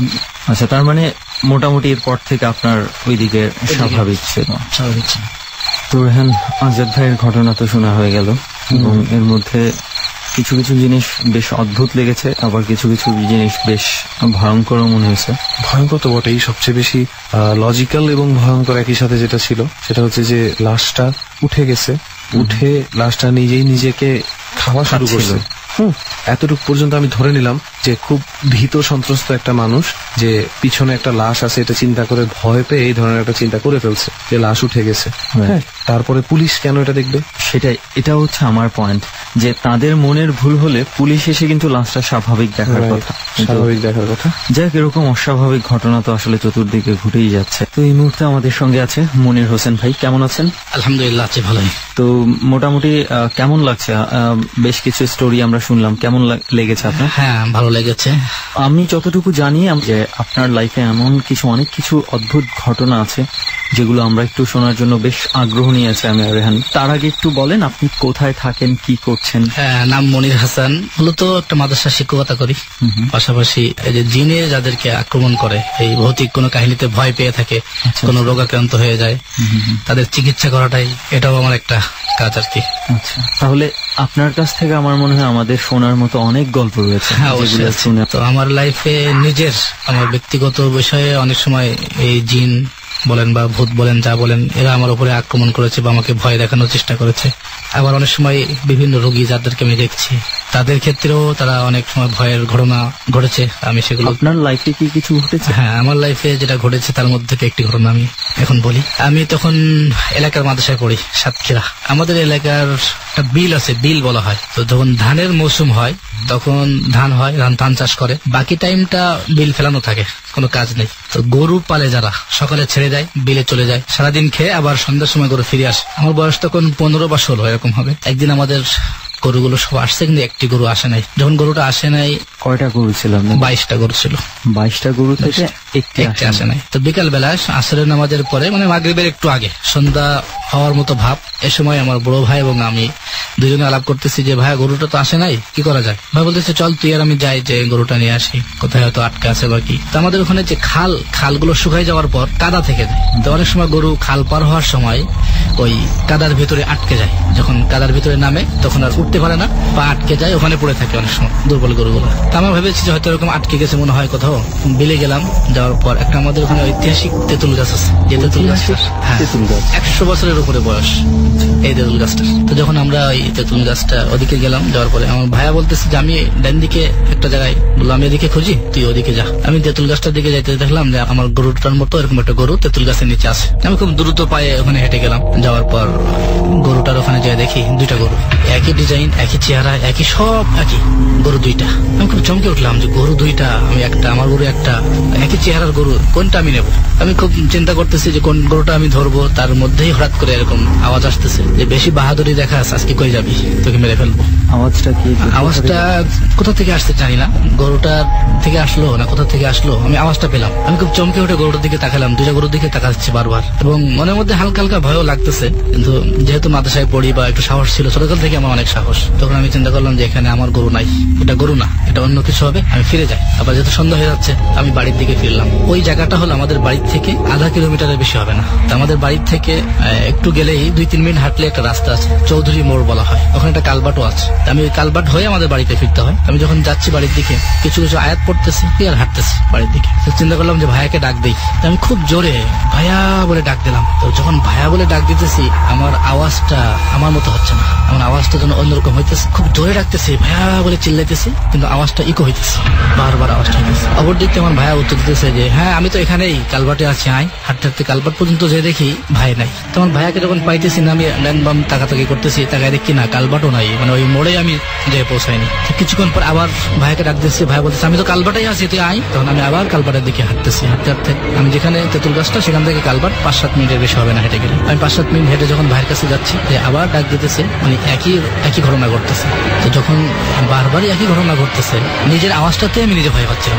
আমার শরীর গরম হয়ে আসতেছে, পুরো কান আমি দেখতেছি যে আগুনের মতো গরম হইতেছে, মাথাটা তো সব গরম হয়ে যাচ্ছে। তো অলরেডি যখন আমি ভয় পাওয়া শুরু করছি, ভয় পাইতেছি, তো এরকম করতে করতে হঠাৎ দিকে আজানের আওয়াজ আসলো।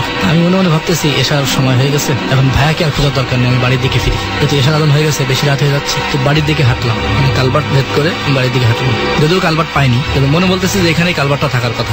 একটু পরে দেখি আমার ছায়া আমার সামনে ভাসতেছে। যখন আমার ছায়া সামনে ভাসতেছে, তো ছায়া হতে গেলে তো আলো প্রয়োজন, রোদ হোক অথবা রোদ হোক বা লাইটের আলো হোক, মানে আলো দরকার ছায়া হতে গেলে। তখন আমি পিছন দিকে তাকায় দেখি সূর্য উঠে গেছে। যখন সূর্য দেখলাম, তখন আমি কি বলতে হায়, আমি তো এসা আজান ভাবলাম, এখন সূর্য কেন? তখন আমি কোনো কথা না বলে খুব স্পিডে দৌড় দিয়ে আমি বাড়ি চলে গেলাম। বাড়িতে যে দেখি আমার আব্বা আম্মা সবাই কান্নাকাটি করতেছে এবং সবাই বলতেছে যে রাত 2টা-3টা পর্যন্ত তোকে আমরা খুঁজছি, পুরো গ্রাম খুঁজে আসছি, তুই কোথায় গেছিলি? ভাইকে জিজ্ঞেস করলাম, ভাই বলছে আমি তো আধা ঘন্টার মধ্যে গরু পেয়ে গেছি। ওই একই ঘটনা ঘটেছিল, গরুটি খালে আটকে গেছিল কাদার মধ্যে, ভাইয়া যে উঠে নিয়ে আসছে। আমাকে না পেয়ে বড় ভাইয়া সহ আব্বা আম্মা সবাই সমস্ত জায়গায় খুঁজে বেড়াইছে, রাত 2টা-3টা পর্যন্ত খুঁজছে। তার মানে সত্যি সত্যি সকাল হয়ে গেছে। হ্যাঁ, সকাল হয়ে গেছে।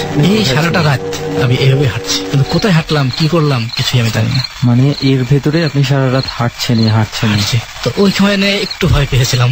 তারপরে এটা নিয়ে আর কিছু হয়েছে না? এটা নিয়ে আমার ওই সময় আর কিছু হয়নি। আচ্ছা, এটা নিয়ে আমার বাবা মা বুঝতে পারছিল যে এটা জিনেরই কাজ ঘটেছে, এবং আমার আব্বা নিষেধ করেছিল যে তুমি কখনোই আর ওই তেঁতুল গাছের দিকে যাইবা না। ওই দিন থেকে আমি শুনছি যে ওই তেঁতুল গাছটাতে অনেক জিন থাকে এবং ওখানে অনেক সমস্যা হয়। এই আমার লাইফের মানে সর্বপ্রথম যে ভয়টা, প্রথম ভয়টা এটাই। যেহেতু প্রথম বললেন, প্রথম ভয়, তার মানে আরো পেয়েছে। এরপরে ভয় পেয়েছি বলতে আমি যখন কাজ শুরু করি তদবিরের কাজ, মানে আপনি যে কাজটা করেন, এই কাজটা সম্পর্কে যদি আরো একটু ডিটেলস আমাদেরকে বলেন। ডিটেলস বলতে আপনার যাদেরকে জিনে আক্রমণ করে, জিন জাতি আছে এটা তো বিশ্বাস করতে হবে, কোরআনের আয়াত আছে, বা কিন্তু এদের যে শক্তি সেটা হলো অতর্কিত হামলা করতে পারে। এরা যে কোনো সময় যে কোনো রূপ ধারণ করতে পারে, বা যে কোনো সময় যে কোনো মানুষকে আক্রমণ করে বসতে পারে। এই ধরনের যখন কোনো কিছু দেখি তাদের আমি তদবির করি বলতে আগে কিছু আয়াত পাঠ করে চেষ্টা করি যে এটা জিনের কিনা, না তার মেন্টালিটি সমস্যা। কিভাবে সেটা বলছেন যে এটা জিনে ধরেছে কিনা? হ্যাঁ, পরীক্ষা করে দেখি। যদি জিনের রোগী হয় তাহলে সাথে সাথে রোগীর অজ্ঞান হয়ে যাবে। আমি কি করেন আপনি? যে রোগীরাকে উজু করায় নামাজের মতো করে বসাই দিই।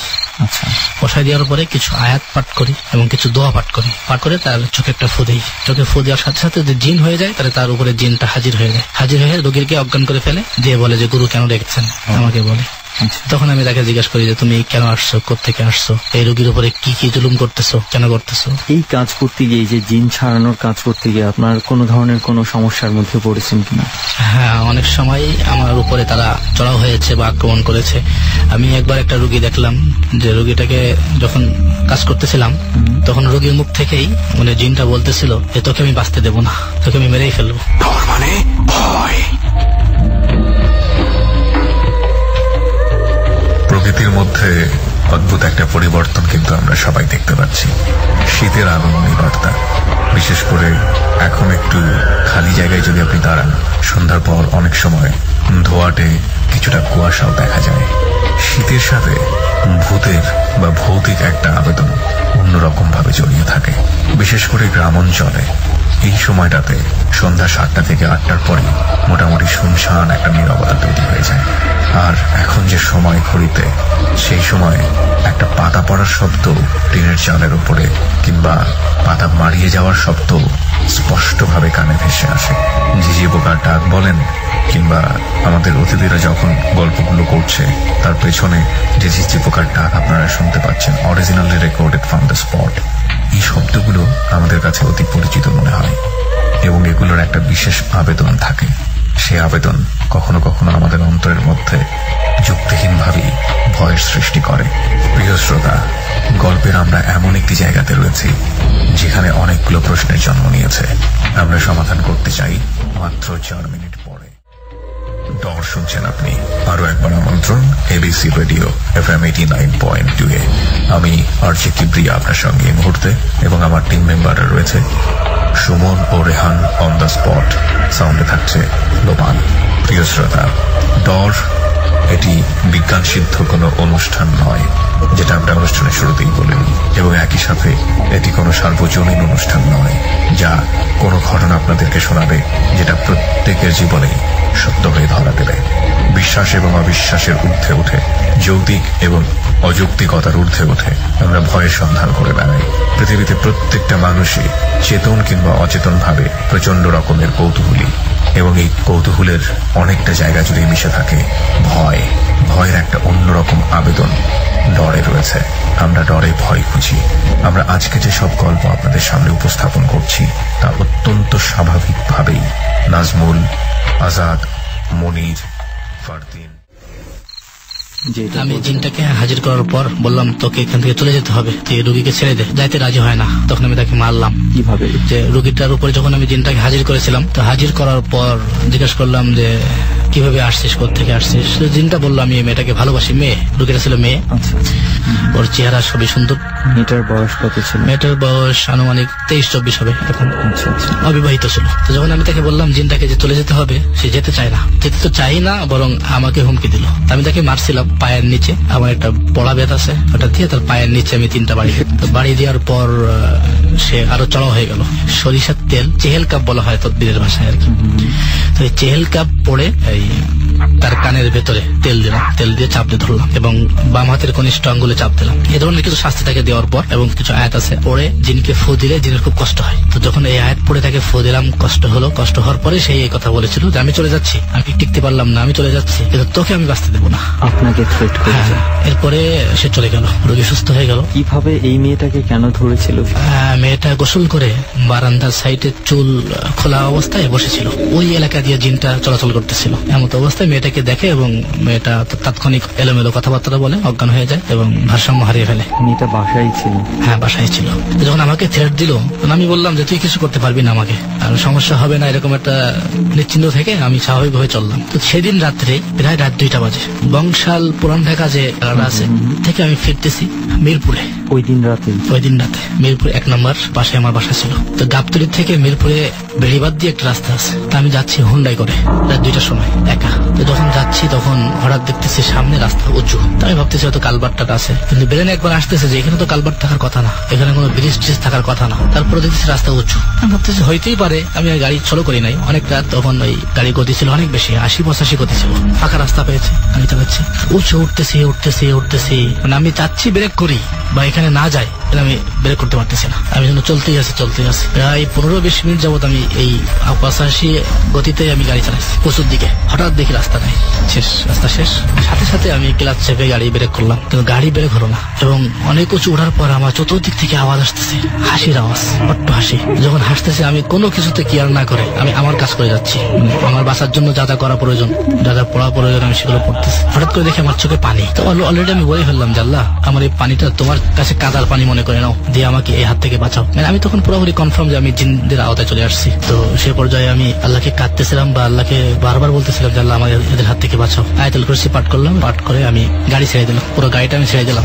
গাড়ি পড়ে যাক, আমি পড়ে যাই। হয়তো গাড়িটা ছেড়ে দিলে গাড়ি চলে যাবে, আমি পড়ে যাবো, অথবা আমি হয়তো ওদের কাছে চলে যাবো, গাড়িটা নিচে পড়ে যাবে। এরকম একটা কি মানে এলোমেলো ভাবনা চিন্তা করে আমি গাড়ি 2 হাত ছেড়ে দিলাম। ছেড়ে দেওয়ার পরে দেখি গাড়িটা ব্রেক হয়ে গেল এবং আমিও স্বাভাবিকভাবে ফিরে আসলাম। তাকে দেখে আমি আমার বাড়ি গেটের সামনে। কোন মানে আসছেন আপনি আসলে বলতেই পারেন না যে কিভাবে এখানে চলে এসেছেন? আমি যে বাড়ি গেটের সামনে কখন পৌঁছেছি, কিভাবে আসছি, আমি পথের ঘটনাগুলো এরকম ঘটলো।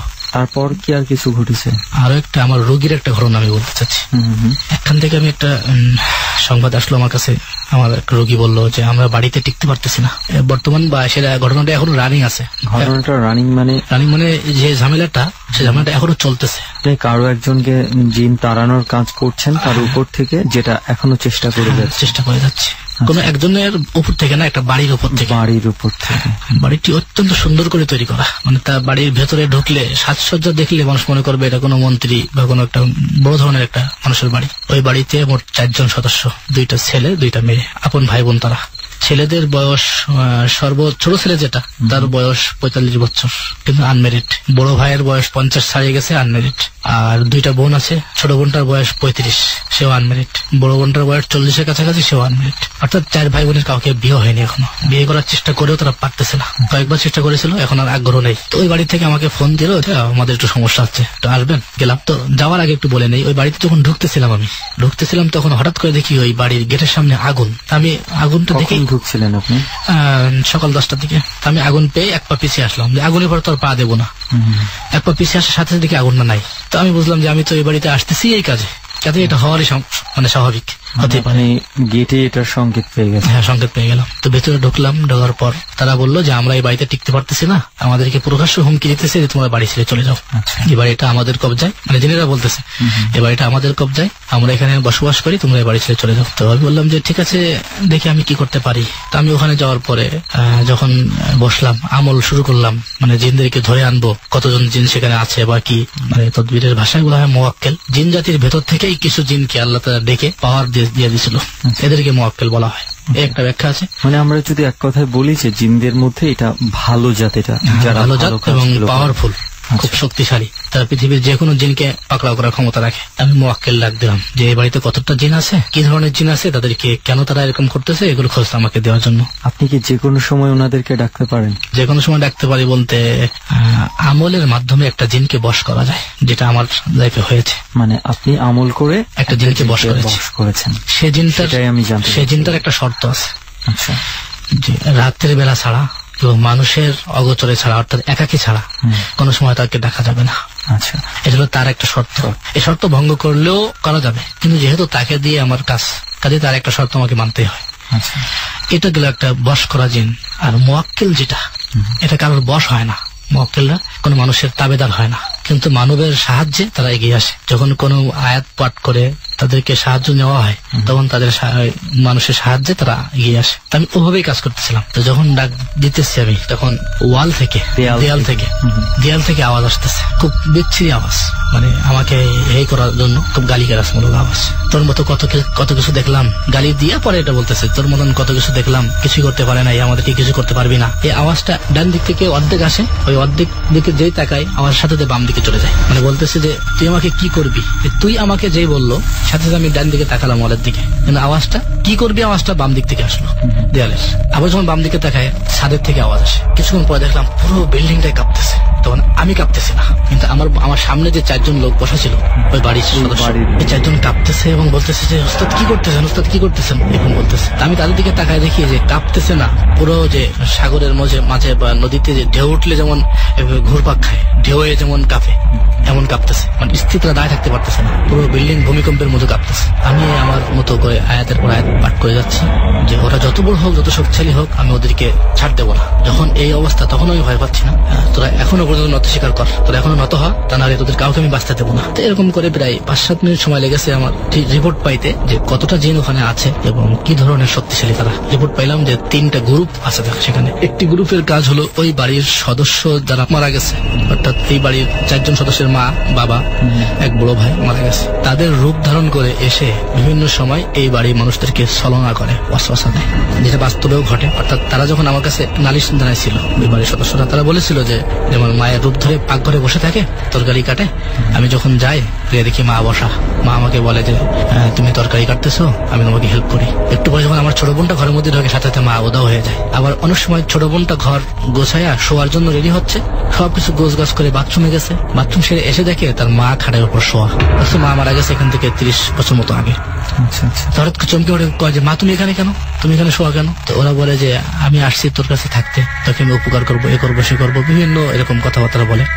তো যখন এরকম কথা বলে, তখন ওরা মা তো মায়ের রূপ ধরে, মা মারা গেছে, ওদের ভিতরে একটা অস্বস্থ চলে আসে, ওদের ব্রেনটা তখন নর্মাল হয়ে যায়, মাকে থাকতে দেয়। এরকম ঘটনা ওদেরকে ঘটে, এটা ওরা আমাকে নালিশ জানাইছিল। তো যখন আমি রিপোর্ট পাইলাম বাস্তবে যে একটা গ্রুপ আছে, যে গ্রুপের সদস্য 8 জন। এই 8 জনের কাজ হলো তার মা, বাবা, ভাই বিভিন্ন রূপ ধারণ করে এসে ডিস্টার্ব করে। আরেক গ্রুপ আছে যারা ওদেরকে বিভিন্ন রোগ দেয়। রোগ দেয় বলতে রোগটা কি ধরনের, হঠাৎ করে বসেছিল একদিন, ওর ছোট বোনটা পায়ের উপরে কে যেন হাতুড়ি দিয়ে বাড়ি মারলো। স্বাভাবিকভাবে বসে টিভি দেখতেছিল দিনের বেলা, বিকট আওয়াজে পায়ের উপর বাড়ি বাড়ি মারছে এবং সাথে সাথে তাকায় দেখে যে পা ফুলে গেছে। এটা একটা বাস্তব ঘটনা। আর এক গ্রুপ আছে তারা বাড়ির জিনিস চুরি করে, বাড়িতে একটা জিনিস রাখছে আলমারির ভেতরে পায় না, একটা কাপড় রাখছে পায় ছেঁড়া, ভালো একটা শাড়ি ভালো একটা থ্রি পিস রাখছে শার্ট রাখছে ছেঁড়া পায়, এই ধরনের ঘটনা ঘটে। তো 3টা গ্রুপ যখন আমি পাইলাম তো জানতে পারলাম এই 3 গ্রুপের নেতৃত্ব দেয়, রূপ ধারণ করে যে গ্রুপটা ওই গ্রুপের একটা জিন। তখন আমি চিন্তা করলাম যে প্রথমে ওই জিনটাকে আমার আটকানো দরকার, বাকিগুলো থাক পরে আটকাবো। এইভাবে আমি প্রথম ওই ব্রো জিনটাকে আটকানোর জন্য আমি কাজ করলাম। যখন কাজ করতেছিলাম তখন অলরেডি ওদের ঘরের ভেতরে লাইট গুলো ভেঙে চৌচির হয়ে গেল, আপটাপটি ভেঙে গেছে। লাইট জ্বালানো ছিল, দিনের বেলা হলেও ঘরে লাইট জ্বালায় আমি কাজ করতেছিলাম। কিছুক্ষণ পরে 4 জনের মধ্যে থেকে 3 জনে শুয়ে পড়লো, ওই বাড়ির সদস্যরা কাঁদতেছিল। আমি জিজ্ঞেস করলাম তোমাদের কি হচ্ছে? বলছে আমাদের প্রচুর মাথা ব্যথা করতেছে। আর বড় ভাই যেটা তার কিছু হয়নি, সে বসে আছে। একটু পরে বড় ভাই গলায় হাত দিয়ে বলতেছে যে আমার গলা আটকে গেছে, আমার গলা দিয়ে আমি শ্বাস নিতে পারতেছি না। এরকম যখন বলতেছে তখন আমি চিন্তা করলাম যে চতুর্মুখী একটা বিপদ, কি করা যেতে পারে?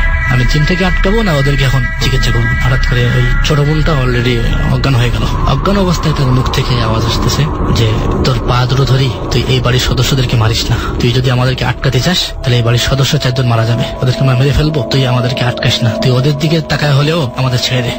তখন আমি বুঝলাম যে কিছুটা ওরা নরম হয়ে গেছে, তা না হলে এই কথাটা বলতো না। তখন আমি বললাম না তোদের কোনো ছাড় নেই, তোরা বহুদিন জ্বালাইছিস, হ্যাঁ ছাড় দেবো, তুই তোরা এই বাড়ি ছেড়ে চলে যাস। ওরা বলছে না এই বাড়িটা আমাদের, আমরা বাড়ি ছেড়ে যাবো না। এই বলতে না বলতেই আলমারি শোকেস আর কি, শোকেসের ভেতর থেকে 4টা বিড়াল বেরিয়ে আসলো এবং বিড়ালগুলো ছিল অত্যন্ত কালো, চোখ থেকে শুরু করে পুরো পায়ের কোনো পশম অন্য কোনো কালার ছিল না। বিড়ালটা মানে না দেখলে বিশ্বাস করার মতো না, বড় আর কি আকৃতিটা। ওদের ঘরের শোকেস থেকে বেরিয়ে আসছে, বেরিয়ে এসে পায়ে কামড় দিছে আমার পায়ে কামড় দিছে। একটা দেখতেছি কামড়টা দিয়ে ধরে রাখছে আর বাকি 3টা কামড় দিয়েই ক্ষান্ত, কামড় দিয়ে আবার ছেড়ে দিছে। আমি তাকায় খেয়াল করলাম যে আমার পা জ্বলতেছে না, জ্বালা করতেছে না, কিন্তু তাকায় দেখতেছি পা কেটে গেছে। মুহূর্তের মধ্যে বিড়াল 4টা নাই। তখন আমি ভাবতেছি যে ওরা আমার পর যেহেতু আক্রমণ করতেছে আমি নিজেকে আগে সেভ করি। আমি নিজেকে ওইভাবে সেভ করলাম, যা যা করার আগে করলাম, করে আমি কাজ আবার শুরু করলাম। ওদের ওই যে বড় ভাই যেটা যে স্বাভাবিকভাবে ছিল, পরবর্তীতে গলা আটকে গেছিল দম নিঃশ্বাস, তাকে আমি বললাম যে আপনারা কি বলতে চান? কয় না হুজুর আমাদেরকে মুক্তি দেন, আমাদেরকে এই বাড়ি থেকে জিন সরান। তখন আমি আবারও কাজ করতেছি। হঠাৎ করে যে জিনিসটা হলো, যেটা বেশি ভয়ের যে বিষয়টা হয়েছিল সেটা হলো ঘরে তখন গরমকাল কিন্তু ঘরে প্রচুর ঠান্ডা, ঠান্ডা সবাই জমে যাচ্ছে, শীতের মতো অবস্থা। সেখানে কোনো ফ্যান বা এসি? ফ্যান ছিল কিন্তু এসি নাই।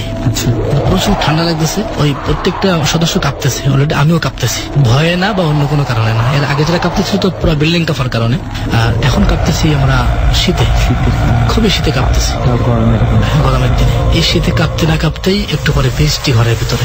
আমরা উপর দিকে তাকায় দেখি ঘরে ছাদ নেই। আমি দেখতেছি ঘরে ছাদ নেই, এই ঘরটা কোনো ঘর না, ফাঁকা একটা মাঠ এবং তার কিছু দূর সামনে দেখতেছি একটা সাগরের মতো। কোনো কোন কিলোমিটার পাইতেছি না, মানে যে কাজ যে করবো কোন কাজ থেকে কোন কাজটা করবো কোনো কিছু সিস্টেম পাইতেছি না। একের পর এক বালার মানে যত সময় যাচ্ছে তত মুসিবতটা আরো বাড়তেছে। তখন আমি একদিকে চিন্তা করতেছি আমি কাজটা ছেড়ে দিই, কাজটা না করি, ওদেরও বাঁচুক বা আমি বাঁচি বা ওদেরকে অন্য কোনো বুঝ দেই। আবার চিন্তা করতেছি আমি যে কিতাব থেকে শিখছি সেই কিতাবে এরকম একটা লেখা আছে যে জিন জাতি যত শক্তিশালী হোক, যত বেশি হোক, তাদের সামনে সাহস রেখে কাজ করলে জিন একদিন হারতে বাধ্য হবে, এই কথাটা লেখা আছে। যখন এই জিনিসটা আমার স্মরণ আসলো তখন আমি চিন্তা করলাম যে না আমি হারবো না, আমি কাজ করেই যাবো। তো এই বৃষ্টিতে ভিজতেছি, তখন কিন্তু আমি অলরেডি বৃষ্টির মধ্যে এবং ফাঁকা মাঠ যেখানে কোনো বিল্ডিং নাই। তো আমি ভয় যে পাচ্ছি না তা না, খুবই ভয় পাচ্ছি, অলরেডি মানে পুরা ভয়ের কাজ করতেছে আমার ভিতরে। আর ওই যে 4 জন সদস্য ওদেরকে মানে ওদের থেকে তাকাইলে মনে হচ্ছে ওরা মানুষ, কবুতরের বাচ্চার মতন থরথর করে কাঁপতেছে এবং সবাই পড়ে আছে শোয়া অবস্থায়। আমি চিন্তা করতেছি হায়াত মৌত তো আল্লাহর হাতে, যদি ওদের জীবিত অবস্থায় হায়াত থাকে তাহলে এর মধ্যে পরে চিকিৎসা করবো, আগে জিনগুলোকে আমি কন্ট্রোল করি আটকাই। তো যখন এরকম অবস্থা সৃষ্টি হচ্ছে তখন আমি আল্লাহর কাছে দোয়া করতেছি আর আয়াত পড়তেছি যে আল্লাহ বৃষ্টি থামাও, আল্লাহ বৃষ্টি থামাও, কিন্তু বৃষ্টি থামতেছে না। বৃষ্টির মধ্যে আমি পাথর পাচ্ছি, যেটাকে শিল বলা হয়, শিলা বলা হয়, এই শিলা পড়তেছে গায়ের উপরে। ঘরের ভেতর অলৌকিক কাহিনী, ঘরের ভেতরে বসা, শীত পড়তেছে, তার মধ্যে আবার বৃষ্টি এবং আমি সামনে মাঠ ময়দান দেখতেছি, সাগর দেখতেছি। আমি ওদের মধ্যে যে বড় ভাইটা যাকে একটু কম সমস্যা হচ্ছিল, অন্যদের তুলনায় ওর একটু কম হচ্ছে, তার আমি হাতটা খুব জোরে ধরে আমি টান দিছি আমার দিকে, টান দিয়ে বলতেছে, টান দিয়ে ওকে বলতেছি যে বৃষ্টির মধ্যে ভিজিস না, এদিকে আমি ওকে বলতেছি, আমি কিন্তু ভিজতেছি বৃষ্টির মধ্যে। ও তখন বলতেছি কি মানে আমার উদ্দেশ্য ছিল কি যে আসলে কি বৃষ্টি পড়তেছে কিনা, ওটা একটু পরীক্ষা করে। তো ও বলতেছে কি ওস্তাদ জি বৃষ্টি কোথায়, বলছে বৃষ্টি কোথায়, আমার চোখে আমি দেখতেছি যে ওরাও বৃষ্টিতে ভিজতেছে এবং ঘরে বৃষ্টি পড়তেছে এবং ওরা বৃষ্টির মধ্যে ভিজে কাঁপতেছে থরথর করে। কিন্তু ও বলতেছে ওস্তাদ জি বৃষ্টি কোথায়? তখন আমি বুঝলাম যে না, কোনো বৃষ্টির কাহিনী ঘটতেছে না, এখানে সবই আমার উপরে ওরা জাদু মন্ত্র করতেছে বা একটা কিছু করতেছে। তো এখানে আমরা কাজ করতে যে আরো একটা অভিজ্ঞতা আমাদের ইতিপূর্বে হয়েছে, যেটা হলো জিন জাতিরা জাদু মন্ত্র জানে, বেশিরভাগ জিন জাদু মন্ত্র জানে, তারা জাদু করে। তখন আমি সাথে সাথে আয়াত পড়লাম, জাদুর আয়াত। আমার সাথে গ্লাস ছিল, পানি ছিল, যখন কাজ শুরু করেছিলাম তখন আমি এগুলো নিয়ে বসেছিলাম। তো আমি গ্লাসের পানিতে ফু দিলাম, ফু দিয়ে আমার চোখে মুখে পানিটা ছিলাই দিলাম এবং পানিটা আমি কিছুটা খেলাম। খাওয়ার পর দেখি যে আমি ঘরের মধ্যেই বসা এবং এই ধরনের কোনো কিছু নাই, বৃষ্টিও পড়তেছে না বা আমি কোনো মাঠের মধ্যেও না, এবং ঘরের ছাদও আছে। তখন আমার কাজ করতে সুবিধা হলো, কাজ শুরু করলাম। আমি ওই দিনটাকে আটকাতে সক্ষম হলাম। মেন যে বাদশা যে ছিল, এর মধ্যে কিভাবে আটকালাম বলতে আমার যে মুওয়াক্কেল যাদেরকে বলা হয়, মুওয়াক্কেল কারো দাস হয় না, কিন্তু মানুষের উপকারে আসে। সে এসে বললো যে ওস্তাদ জিনটাকে ধরে এনেছি। তা আমি বললাম পরীক্ষামূলক কিভাবে ধরে আনলো? আমি দেখতেছি না, স্বাভাবিক মানুষের মতো আমি কিন্তু জিন দেখি না, মানে ওই অবস্থায় দেখি না। তা আমি বললাম যে ধরে এনেছো কোথায়? বাঁধো, পায়ে রশি বেঁধে পা উপর দিক দিয়ে মাথা ঝুলাই দাও, দিয়ে একটা কিছুর মধ্যে বেঁধে রাখো। 5-7 সেকেন্ড পরে বলতেছে ওস্তাদ বাধা হয়ে গেছে। এই আওয়াজটা আমি পাই, সবসময় পাই, মানে যখন আমি কোনো একটা অর্ডার করি উত্তর কি আসে সেটা আমি শুনতে পাই। বলতেছে ওস্তাদ বাধা হয়ে গেছে। কিন্তু কাউকে দেখতে পান না? দেখতে পাই না। দেখতে পাই বলতে গ্লাসের মধ্যে পানি নেওয়ার পর ওই পানির মধ্যে কিছু আয়াত পরে ফু দেওয়ার পরে ওই পানির ভেতরে আমাকে অনেক কিছু দেখায়। আমি কিছু গমন করলে পানির ভেতরে কাজ সহ দেখায়, আওয়াজও পাই, দেখতে পাই সময়। আর কিছু কিছু ক্ষেত্রে আমি পানি নেই না, অন্যভাবে কাজ করি, তখন শুধু আওয়াজটা পাই। আওয়াজ পেলাম যে বাধা হয়ে গেছে। যখন বাধা হয়ে গেছে বললো, তখন আমি একটা আয়াত পাঠ করে বললাম যে ওর উপরে চাবুক মারো। তখন চাবুক মারলো, মারার সাথে সাথে আমি রক্ত পড়তে দেখলাম নিচে, এবং রক্তটা আমি হাত দিয়ে দেখলাম যে রক্তটা বাস্তব রক্ত ওদের ঘরে। যখন কাজ শেষ করেছিলাম তারপরেও রক্তটা পড়েছিল, ওরা এই বাড়ির সদস্যরা নিজে হাতে সেটা ধুয়ে পরিষ্কার করছে। তো যখন তাকে বাধা হলো, রক্ত পড়তে দেখলাম, তখন ঘটনাটা আমি বিশ্বাস করতেছি যে হ্যাঁ বাঁধছে বা ধরে আনছে। তখন আমি বললাম যে ওই শয়তানটাকে আমি ডাকতে বললাম, হারামজাদা শব্দ উচ্চারণ করেছিলাম আমি বললাম যে হারামজাদা, তোর যতগুলো সদস্য আছে প্রত্যেকটা সদস্যকে সিলিন্ডার করে আমার সামনে আসতে বল, এবং আমি তোদেরকে সবাইকে ধরে নিয়ে যাব। তোরা কোনো কিছু কথা থাকলে, কোনো সমস্যা থাকলে আমার জায়গায় যাবে। মানে আমি যখন আমার যেখানে বসে আমি তদবিরের কাজটা আমলটা করি, ওই ঘরটা বন্ধ করা ঘর, এবং ওখানে বদ জিনরা ঢোকার সাহস পায় না, এবং ওখানে ঢোকার পর জিনের পাওয়ার লেস হয়ে যায়। আমি চেষ্টা করলাম যে এদেরকে ওখানে ঢোকাতে পারলে আমার কর্তৃত্ব চলবে। আমি ওদের বললাম যে তোদের কোনো সমস্যা হবে না, তোদের মনে যদি কোনো চাহিদা থাকে, কোনো কথা থাকে, সেই কথাগুলো আমি শুনবো, আমি তোদের ইচ্ছা অনুযায়ী আমি তোদের ছাড় দেবো, তোরা চল আমার সাথে। এক পর্যায়ে ওদেরকে নিয়ে আমি বাসায় চলে গেলাম। বাসায় যাওয়ার পর ওদের, আমার তো উদ্দেশ্য ছাড়বো না, কিন্তু ওদের শক্তিটা যত না থাকে এই জন্য আমার বাসায় নিয়ে যাওয়া। তো বাসায় নিয়ে গেলাম। বাসায় নিয়ে যাওয়ার পর আমি জানি যে আমার এখানে দেখাতে পারবে না। অলরেডি বাসায় নেওয়ার পরে আমি যে বিল্ডিং এ থাকি সেই বিল্ডিং কাঁপা শুরু হলো। কিছুক্ষণ পর বাড়িওয়ালা নেমে আসছে আমার কাছে, এসে বলতেছে হুজুর কি শুরু করছেন? আপনি এখানে আসার পর থেকে আমাদের একের পর এক সমস্যা হচ্ছে। আমার মেয়ের জিনে ধরলো, আজকে বাড়িতে কি কাজ করতেছেন? পুরো বিল্ডিং কাঁপতেছে। তখন ভাবলাম যে না, আমি দেখতেছি না, পুরো বাড়ি কাঁপতেছে। মানে আরো তো মনে হয় ভাড়াটিয়া ছিল না, আপনি একাই ছিলেন? না, আরো ভাড়াটিয়া, আরো 3টা ফ্ল্যাট ছিল। আপনাকে কেন এসে বললো যে কি জানে তারা যে আমি তদবিরের কাজ করি? আচ্ছা, সন্দেহ করেছে, আগে থেকে জানে। এবং আমি বাসার ভেতরে বিভিন্ন সময় রোগী দেখি, তারা দেখে এটা। এবং ওই বাড়িওয়ালার মেয়ের জিনে ধরেছিল, আমি সেটাও চিকিৎসা করেছিলাম। তো ওরা দোষ দিয়েছিল আমাকে যে আমি তদবির করি বিধায় ওই বাড়িতে জিন ঢুকছে। যাই হোক, উনি তখন এসে আমাকে ধমক দিচ্ছে যে হুজুর কি শুরু করছেন? আপনি আসার পর থেকে আমাদের জিনে ধরলো এবং আজকে বাড়ি কাঁপতেছে। এই বলতে না বলতে বাড়ির ছাদের উপরে বোম মারলে যেমন একটা আওয়াজ হয়, এরকম বোমের পরে বোম পড়তেছে বাড়ির ছাদের উপর। আমি ওই জিনদেরকে বলতেছি যে তোরা এখনো থামা, তা না হলে তোদেরকে আমি কিন্তু বাঁচতে দেবো না। তখনও বলতেছে যে আফ্রিকান জঙ্গলে একজন বাদশা আছে, উনি ইহুদি বাদশা, ওই জিনের বাদশা, সে ইহুদি। বলতেছে যে আমি হলাম ওই ইহুদির মেয়ের জামাই, আমাকে উদ্ধার করার জন্য ওই বাদশা সৈন্য পাঠাইছে। এই যখন বলতেছে তখন আমার একটা মেয়ে আছে, মেয়ে পাশের ঘরে ছিল, বিকট আওয়াজে কান্নাকাটি করতেছে। তখন আমার ওয়াইফ এসে বলতেছে যে তুমি তদবিরের কাজ বন্ধ করো, মেয়ের অবস্থা খুব খারাপ। আমি অলরেডি আমার ওই রুমে গেলাম, পাশের রুমে, যে দেখি আমার মেয়েটাও খুব কষ্ট পাইতেছে এবং অস্থিরতা করতেছে। তখন আমি ওই জিনদেরকে বললাম যে ঠিক আছে, তোরা থামতে বল, আমি তোদেরকে ছেড়ে দেবো। তো থামে নাই। তখন আমিও আর থামি নাই। আমি ওই জিনের যে মূল, যে প্রধান, যাকে আমি গ্রেপ্তার করেছিলাম, ওটাকে আমি আগুন জ্বালিয়ে দিলাম। কাফেরদের নামগুলো দিয়ে একটা তদবির করে আগুন জ্বালালে জিন মরে যায়, বাদাম তেল দিয়ে। তো ওইগুলো দিয়ে করার পর জিন মরে যায়। আমি এটাই করলাম। করার পরে ধপাস করে একটা আওয়াজ হলো, পাখিদের কান্নাকারির আওয়াজ পেলাম, অন্য জিনগুলো টানতেছে, এটা আমি বুঝতে পারলাম যে কাঁদতেছে, অর্থাৎ ওই জিনটা মারা গেল। মারা যাওয়ার 10 থেকে 15 মিনিট পরে পুরো বাড়ি ঠান্ডা হয়েছে। এবং যখন এই অবস্থা হচ্ছিল তখন পুরো বাড়ির ভাড়াটিয়া সহ বাড়িওয়ালা ছেলে মেয়ে সবাই আমার রুমে এসে আশ্রয় গ্রহণ করছিল। বাড়িতে টিকতে পারতেছিল না তারা, ভয়ে আতঙ্কে সবাই কান্নাকারি শুরু করে দিয়েছিল। এমনকি বাড়িওয়ালা যে তার বউ ওই এলাকার খুবই একটা প্রসিদ্ধ মেয়ে, অর্থাৎ তার বউয়ের পাওয়ারটাই বেশি। বউ তখন কাঁদতে অবস্থা খারাপ হয়ে ওই রুমে এসে বলতেছিল যে হুজুর বন্ধ করেন। সমস্ত ভাড়াটিয়া সহ সমস্ত মানুষ ভয়ে আতঙ্কে অস্থির হয়ে গেছিল, এমনকি জ্বরও হয়েছিল সবার। পরবর্তীতে বেশিরভাগই জ্বর, পেট ব্যথা, বিভিন্ন রোগ সৃষ্টি হয়েছিল। আমি সহ আরো 3টা ফ্ল্যাট, মোট 4টা ফ্ল্যাট, প্রত্যেকটা সদস্যই একটা না একটা রোগের মধ্যে আক্রান্ত হয়ে গেছিল। দিন থেকে আমার হয়েছিল জ্বর। আমার যখন জ্বর হলো তখন আমার এই যে ভাই, উনিও তদবিরের কাজ করেন, উনি আমাকে বলতেছিল যে আপনি আপনার উস্তাদের শরণাপন্ন হন। তখন আমার যে উস্তাদ আমি যার কাছে শিখছি উনি সুন্দরবন থাকে, লোকালয়ে খুব কম আসে। আমি ওনাকে ফোন করে বললাম যে আমার এই অবস্থা। তখন উনি আমার তদবিরটা উনি করেছিল। তো পরবর্তী আমি সুস্থ হয়েছিলাম। আমি জিনদের আমি একটু বলি যে আপনি যেই বাড়িটাকে আপনি মুক্ত করতে গিয়েছিলেন, তো সেই বাড়িটা কি এখন ঠিকঠাক আছে না? ঠিকঠাক আছে বলতে এই ঘটনাটা বেশি আগের নয়। এক ভাই গেছে হজে, আর এক ভাই বাড়িতে আছে, 2 বোন আছে। ওনারা আমাকে আবার ফোন দিছিল, ফোন দিয়ে বললো যে একটু বাসায় আসবেন। আমি বললাম যে হ্যাঁ আসবো। গেলাম, একসাথে খাইতেছি, খাওয়ার মধ্যেই হঠাৎ করে দেখি আমার ভাইয়ের পিঠের শার্ট ছিঁড়ে গেছে, নতুন শার্ট। সে ওই বাসায় এখনো পর্যন্ত জিনের উৎপাত কিছুটা আছে, অর্থাৎ আমি এখনো ওই বাড়ির কাজ সমাপ্ত করতে পারি নাই। এখনো আপনার এটা কাজ চালিয়ে যাচ্ছেন মুক্ত করার জন্য? তবে আগের মতো অবস্থা এতটা নাই, পরিবর্তন ঘটেছে, ওরা অনেকটা মুক্ত এখন। মানে ভয়।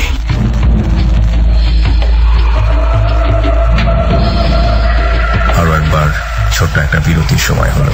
রাত অনেক গভীর হয়েছে, বিশেষ করে অনেকের জন্য তো নিশুতি রাত। প্রিয় শ্রোতা, আপনারা শুনছেন ডর এবিসি রেডিও FM 89.2। ঠান্ডা শীতল একটা অনুভূতি আজকের এই ডরে।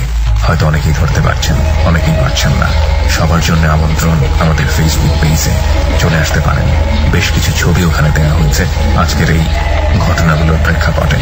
আমাদের ফেসবুকের ঠিকানা facebook.com/ABC Radio FM 89.2। আমি আবার বলছি facebook.com/ABC Radio FM 89.2। আমরা ছোট্ট একটা বিরতি নিতে চাই। বিরতি নেবার আগে আপনি ডরের রেসিপিটা মনে রেখে ডর শুনছেন কিনা সেটা আপনাকে আরো একবার স্মরণ করিয়ে দিচ্ছি। ডরের রেসিপি হচ্ছে কোন একটি শুনশান নীরব জায়গা যেখানে আপনাকে একলা থাকতে হবে। আমরা এভাবে বলি, একলা ঘর অবশ্যই অন্ধকার করা, জানালা থাকলে হালকা করে খোলা রাখুন এবং রেডিওর একেবারে পরিষ্কার শব্দ নিশ্চিত করুন, যাতে করে ডরের এভরি বিট অফ সাউন্ড আপনি খুব ভালো করে বুঝতে পারেন। এবার হালকা মনে শুনতে থাকুন ডর। দেখুন শেষ পর্যন্ত আপনি ভয় সন্ধান পান কিনা। তো মনির ভাই, মানে মোটামুটি আপনার অভিজ্ঞতা হচ্ছে এই যে আপনি জিন নামাতে গিয়ে বা ইয়ে করতে গিয়ে। আচ্ছা, আমি ছোট্ট করে একটু আপনার কাছে একটা কথা জানতে চাই, যেটা হচ্ছে আপনি আমল করার কথা বলেছিলেন, মানে বশ করার কথা। এটা কিভাবে করেছিলেন বা আপনার কেমন সময় লেগেছিল? এটা সময় লেগেছিল 340 দিন, 340 অর্থাৎ 120 দিন। 40 দিন করে একটা আমল করতে হয়। এটা বশ করার সিস্টেমটা এরকম ছিল যে প্রথম 40 দিন যখন আমল করা লাগে 1.25 লক্ষ বার সূরা জিন পড়তে হয়। এই 40 দিনে অনেক খাওয়া পড়ার মধ্যে অনেক পাস গোস করতে হয়, মানতে হয়। শুকনো রুটি, আলু ভর্তা দিয়ে, তেল ছাড়া আলু ভর্তা, এভাবে খেতে হয়। মানে খাবার দাবারের রেস্ট্রিকশন, চলাফেরার রেস্ট্রিকশন করে অনেকটা বাধা করে আরো অনেক কিছু নিয়ম কানুন পালন করতে হয়। তো আমার যে ওস্তাদ ছিল যাকে বললাম, যে উনি আমাকে বলেই দিছিল যে এটা কিন্তু কঠিন একটা সাধনা, অনেক লোক মারা গেছে এই কাজ করতে চায়। ইভেন আমার যখন ছোটকালে আমি মাদ্রাসায় পড়ি, হেফজখানে যখন পড়ি, মাদ্রাসার ওস্তাদ উনি এই কাজ করতে যেয়ে মারা গেছিলেন। আমরা ছোটকালে দেখছি 39 দিনের দিন উনি ভয় পেয়ে গেছিল। তো ভয় পাওয়ার কারণে ওনাকে অনেক উপরে উঠাইয়া ফেলে দিছিল।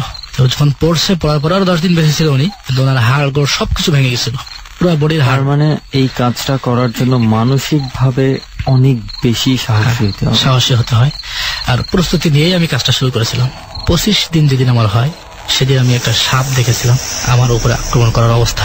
অর্থাৎ আমি যখন কাজটা শুরু করি তখন আমার চতুর্পাশ দিয়ে একটা বাউন্ডারি দিয়ে দিয়েছিলাম। বাউন্ডারি বলতে হাতের ইশারা দিয়ে একটা গন্ডি দিয়েছিলাম। তো আমি দেখলাম একটা সাপ আসলো, সাপটার মাথা মানে মুখটা হা করা, তো মুখটা এত বড়, আমার মতন 4-5 জন ব্যক্তিকে সে মুহূর্তে গেলে খেয়ে ফেলতে পারবে, এত বড় সাপ। সে বারবার আমার উপরে সবল মারতেছে, কিন্তু ওই সীমানা পর্যন্ত এসে থেমে যাচ্ছে। অর্থাৎ তার সবল মারাটা হলো যে আমি যদি কোনোভাবে ভয় পেয়ে আমার আমলটা বন্ধ করি, চুপ করে ফেলি, অথবা যদি আমি গন্ডি থেকে দৌড়ানো বাইরে যাওয়ার চেষ্টা করি, আমাকে সে মেরে ফেলবে। কিন্তু আমি তো জানি যে এটা আমার স্থানের মধ্যে সে ঢুকতে পারবে না, কাজে আমি আমার স্থান অনুযায়ী আমল শুরু করেছিলাম। এরপরে 40 দিন হওয়ার পরে আমি এই জিনিসটা পাই আর কি। আলটিমেটলি তবে একটা মেসেজ আছে যে এটা সবার জন্য না, সবাই আসলে এটা করতে গেলে বিপদের সম্ভাবনাটাই অনেক বেশি। সো এটা যেই করতে যায় বুঝে শুনে তারপরই করা উচিত। অবশ্যই। তো অনেক ধন্যবাদ মনির ভাই, মানে আপনার ঘটনা যেটা শুনলাম এটা শুনে আসলে মানে আমি জানি না কার কি মনে হয়েছে, তবে আমার নিজের কাছে ব্যক্তিগতভাবে বেশ কিছু কিছু জায়গায় আমি অনেক ভয় পেয়েছি।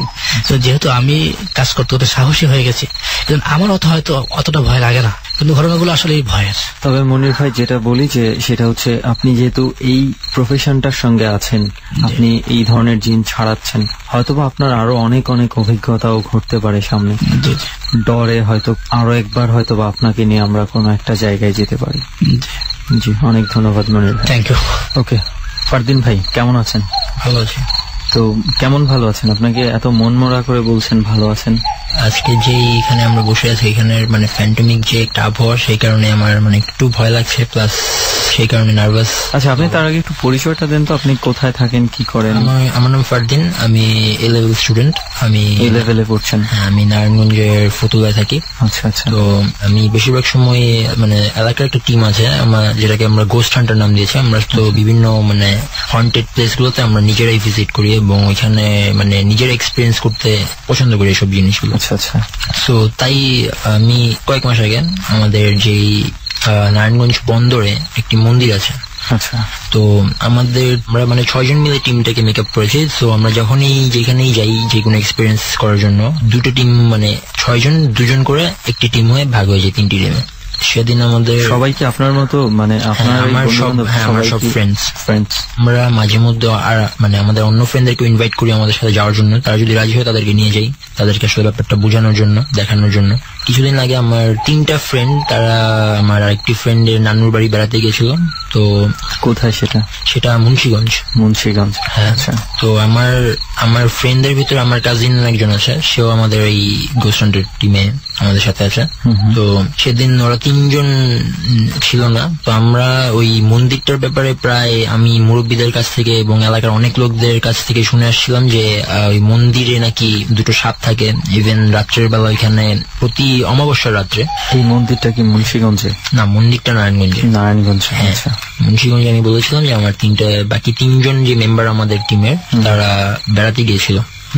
সো মন্দিরটা নারায়ণগঞ্জে। আমরা অনেক কিছু শুনেছি যে মন্দিরটার ব্যাপারে, যে মন্দিরে নাকি রাত্রের বেলা অনেক ভৌতিক ব্যাপার স্যাপার হয়ে থাকে। ইভেন ওইখানের হিন্দু মন্দির, তো হিন্দুরা বলা বলি করে যে এখানে স্বর্গীয় দেবী এবং দেবতা যারা আছে তারা এখানে এসে নৃত্য প্রদান করে। বাট আমাদের মুরব্বীদের কাছ থেকে শুনেছি তারা বলেছে এখানে জিন এবং পরীরা এসে নৃত্য প্রদান করে। আচ্ছা। এখানে যে 2টা সাপ আছে, ওই সাপ 2টা মনে করেন ক্যামোফ্লেজ টাইপ, মানে তারা কালার চেঞ্জ করে বডির মুহূর্তে, কালার মানে আশেপাশের যেই ধরনের এনভায়রনমেন্ট থাকে ওই এনভায়রনমেন্টের সাথে খাপ খেয়ে যায়। ইভেন যদি একটা গাছ থাকে তারা ওই গাছ হয়ে যায়, মানে একটা গাছের যে ফর্মটা থাকে, গাছের যে শেপ থাকে, তারা ঠিক সেই শেপ নিয়ে নেয়। যদি কোনো বেঞ্চ থাকে তারা ঠিক সেম ওই বেঞ্চের উপরে আরেকটা লেয়ার তৈরি করবে, বেঞ্চটার স্থানে থাকবে, তারা আরেকটা লেয়ার তৈরি করে ওটার উপরে বসে থাকবে। সেটা বোঝাটা খুবই ইম্পসিবল যে এখানে আসলে এটা বেঞ্চ না অন্য কিছু। তো আমি যতটুকু জানি যে ওইখানে প্রতি অমাবস্যা রাত্রের বেলা আকাশ থেকে পরীরা এসে নাচানাচি করে, তারপর জিন আসে। যখন বন্দরের এই ব্যাপারটা আমরা জানতে পারলাম, তো আমরা 3 জন ছিলাম, আমার কাজিন রাব্বি আর আমার একটা ফ্রেন্ড আছে, ওর নাম ফৈরা রাকিব। আমরা সবাই সেখানে গেলাম রাত্রের বেলা। তো ওইখানে শুধু আমরা যখন গেলাম তখন আমরা দেখতে পেলাম যে সেখানে শুধু আমরা একা না, আরো মানুষ আছে, তারাও ঠিক একই জিনিস দেখতে গেছে। ফার্স্টের দিন আমরা কিছু দেখতে পারলাম না। পরের দিন, সেদিনও অবশ্য রাত চলছিল, পরের দিন রাত্রে ঠিক 3টা বাজে হঠাৎ আমি দেখলাম পুরোটা স্থানে, যেরকম আপনার স্টেডিয়ামে খেলার সময় যে ধরনের লাইট গুলো ইউজ করা ঠিক সেই টাইপের লাইট পুরা এলাকায়, মানে পুরা মন্দিরটা জুড়ে, আর বাইরে কোথাও ওই লাইটটা দেখা যাচ্ছে না। তখন আমরা ওই লাইটটা তাকে কিছুক্ষণ পরে দেখলাম কিছু অসংখ্য নারী, দেখতে খুবই সুন্দর, তারা এত সুন্দর আমি এখানে থেকে বর্ণনা দিতে পারবো না, হঠাৎ হঠাৎ আকাশ থেকে নামছে, নেমে তারা দেখি সেখানে নাচানাচি করতেছে। কয়টা বাজে তখন? তখন রাত্রে 2:30 বাজে। কিছু সংখ্যক পুরুষ, কজন? আমরা 3 জন। কিছু সংখ্যক পুরুষ ছিল যারা কিছু ধরনের, আমি সেই ধরনের বাদ্যযন্ত্র আজ পর্যন্ত কারো কাছে দেখিনি, তারা ওগুলো বাজাচ্ছিল কিন্তু আওয়াজ পাচ্ছিলাম না আমরা। আপনারা পাচ্ছেন না, বাট তারা নাচছিল, মানে মনে হচ্ছে যে তারা সেই বাদ্যযন্ত্রগুলোর তালেই তারা নাচানাচি করছে, বাট আমরা সেই আওয়াজটা পাচ্ছিলাম না। সো আমরা একটা গাছের পিছন থেকে অনেকক্ষণ ফলো করি, হঠাৎ আমাদের চোখ যায়, মন্দিরটা আসলে শিব মন্দির, তো মন্দিরে যে শিবলিঙ্গটা আছে সেটার উপরে সাপ দুটো বসে আছে, মন্দিরে যে সাপ দুটো থাকে, সাপ দুটো বসে সেই নৃত্য দেখছে, এবং তার পিছনে অসংখ্য সাপ হবে, হাজার হাজার সাপ হবে, তারাও ঠিক সেই জিনিসটা এনজয় করতেছে। আমরা 3 জনই এই জিনিসটা দেখলাম, যেহেতু বলেছে আমাদের একটা টিম আছে, আমাদের কিছু ইকুইপমেন্ট আছে যেরকম মাইক, স্পেশাল ক্যামেরা। সো আমাদের ওই দিন আমরা ক্যামেরা নিয়ে যাইনি, আমরা জাস্ট মাইক নিয়ে গেছিলাম। আমরা চেষ্টা করছিলাম যে সাউন্ডটা যাতে আমরা ক্যাপচার করতে পারি অ্যাটলিস্ট। তো অনেক জায়গায় দেখা যায় আমাদের ক্যামেরা কাজ করে না, আমরা তখন সাউন্ডটা ক্যাপচার করার জন্য একটু কাছে চলে যাই। তো কাছে যাওয়ার পরে আমি সেখানে দেখলাম যে একটা সাপ নেই। তো তখন আমার পাশের যে আমার ফ্রেন্ড আছে ফুলে রাখি, ও বলতেছে এখানে তো আর থাকা যাবো না, এখানে তো একটা সাপ নেই। ও বলতেছে আমি যতটুকু শুনছি এই সাপটা নাকি মানুষ খেয়ে ফেলে, তারপর মানুষকে গায়েব করে ফেলে, তুলে নিয়ে যায়। তো তখন আমি একটু ভয়ভীত হয়ে গেলাম যে আসলে এই ব্যাপারটা তো আমিও শুনছি, তো এখানে আর থাকাটা উচিত হবে না। আমরা চলে আসতেছি, ঠিক সেই মুহূর্তে একজন বৃদ্ধ লোক আমার সামনে আসলো, এসে বললো বাবা দাঁড়াও। আমরা দাঁড়ালাম। তোমরা কোথা থেকে আসছো? আমরা বললাম যে আমরা এরকম এত রাত থেকে আসো না, এখানে আসাটা উচিত না। সো আমরা সেদিন কিছু আর হলাম, আমরা বাসায় চলে গেলাম।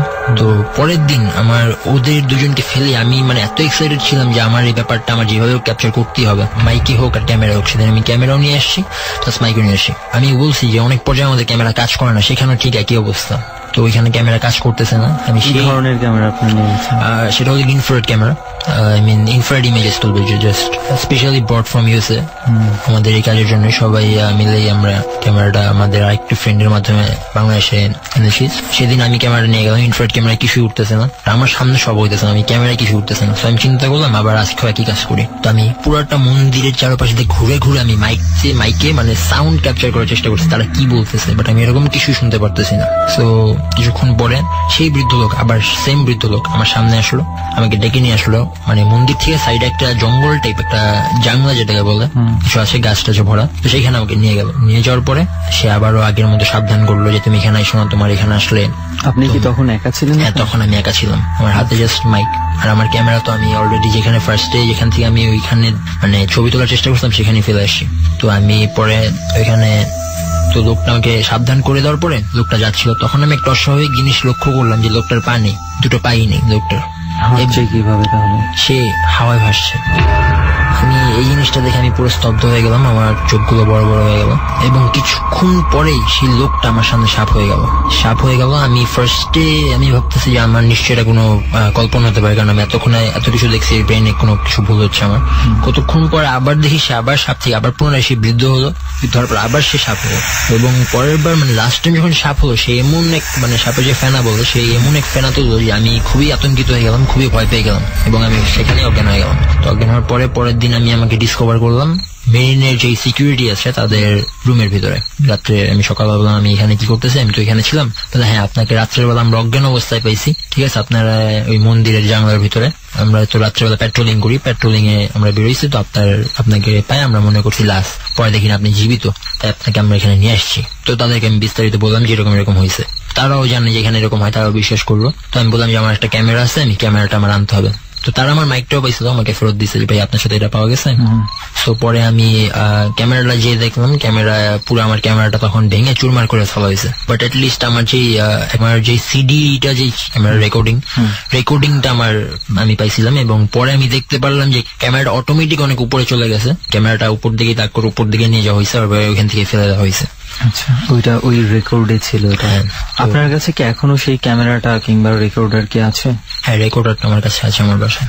আচ্ছা, আর ক্যামেরা নষ্ট হয়ে গেছে, পরে আমাদের আরেকটা ক্যামেরা আনতে হয়। তো পরে যা হলো, আমি এটা পরে আমার বাকি সেই সবাই যখন একসাথে হলাম, তো সবার সাথে আমি ব্যাপারটা শেয়ার করলাম যে দেখ আমরা তো এখানে গিয়েছিলাম, ফার্স্টের দিন দেখতে পারছি, পরের দিনে দেখে রাখি আমি গেছি। যেহেতু আমি টিম লিডার, তো আমাকে আর ওরা এত প্রশ্ন করে নাই যে একা কেন গেছো বা কি আসে বিষয়। তো পরে আমি ওদেরকে মানে বিস্তারিত বললাম আমি এইভাবে আমাকে পাওয়া গেছে। এদিকে আমার বাসায় যখন আমি সারা রাত বাসায় যাইনি তখন তো তারা বুঝতে পারছে আমি এরকম একটা অ্যাডভেঞ্চারে গেছি। সো বাসায় খোঁজাখুঁজি শুরু হয়ে গেছে। আমার বাবা অলরেডি পুলিশ ইনফর্ম করে ফেলছে আমার ছেলেকে পাওয়া যাচ্ছে না। বাসায় আসি সকালবেলা আমার বাবা কান্নাকাটি শুরু করে দিচ্ছে, মা কান্নাকাটি শুরু করে দিচ্ছে যে তুমি সারাত কইছিলা। তখন আমি বললাম এরকম এরকম। তখন বাবা বললো যে আসলে তোমরা যেগুলো করো এই বয়সে এটা তো খুবই রিস্কের একটা ব্যাপার স্যাপার, তবুও সাবধানে থাকো। আপনার কাছে কি সেই ভিডিওটা কি এখনো আছে? হ্যাঁ, ভিডিওটা আমার কাছে এখনো আছে। এই মুহূর্তে আপনার সঙ্গে নেই? না, এই মুহূর্তে আমার সঙ্গে নেই, আমি পরে চাইলে দিয়ে যেতে পারবো। ওকে, আমরা আশা করব কোনো না কোনো একদিন আপনার ভিডিওটা আমরা একটু দেখতে পাবো। হ্যাঁ, শিওর।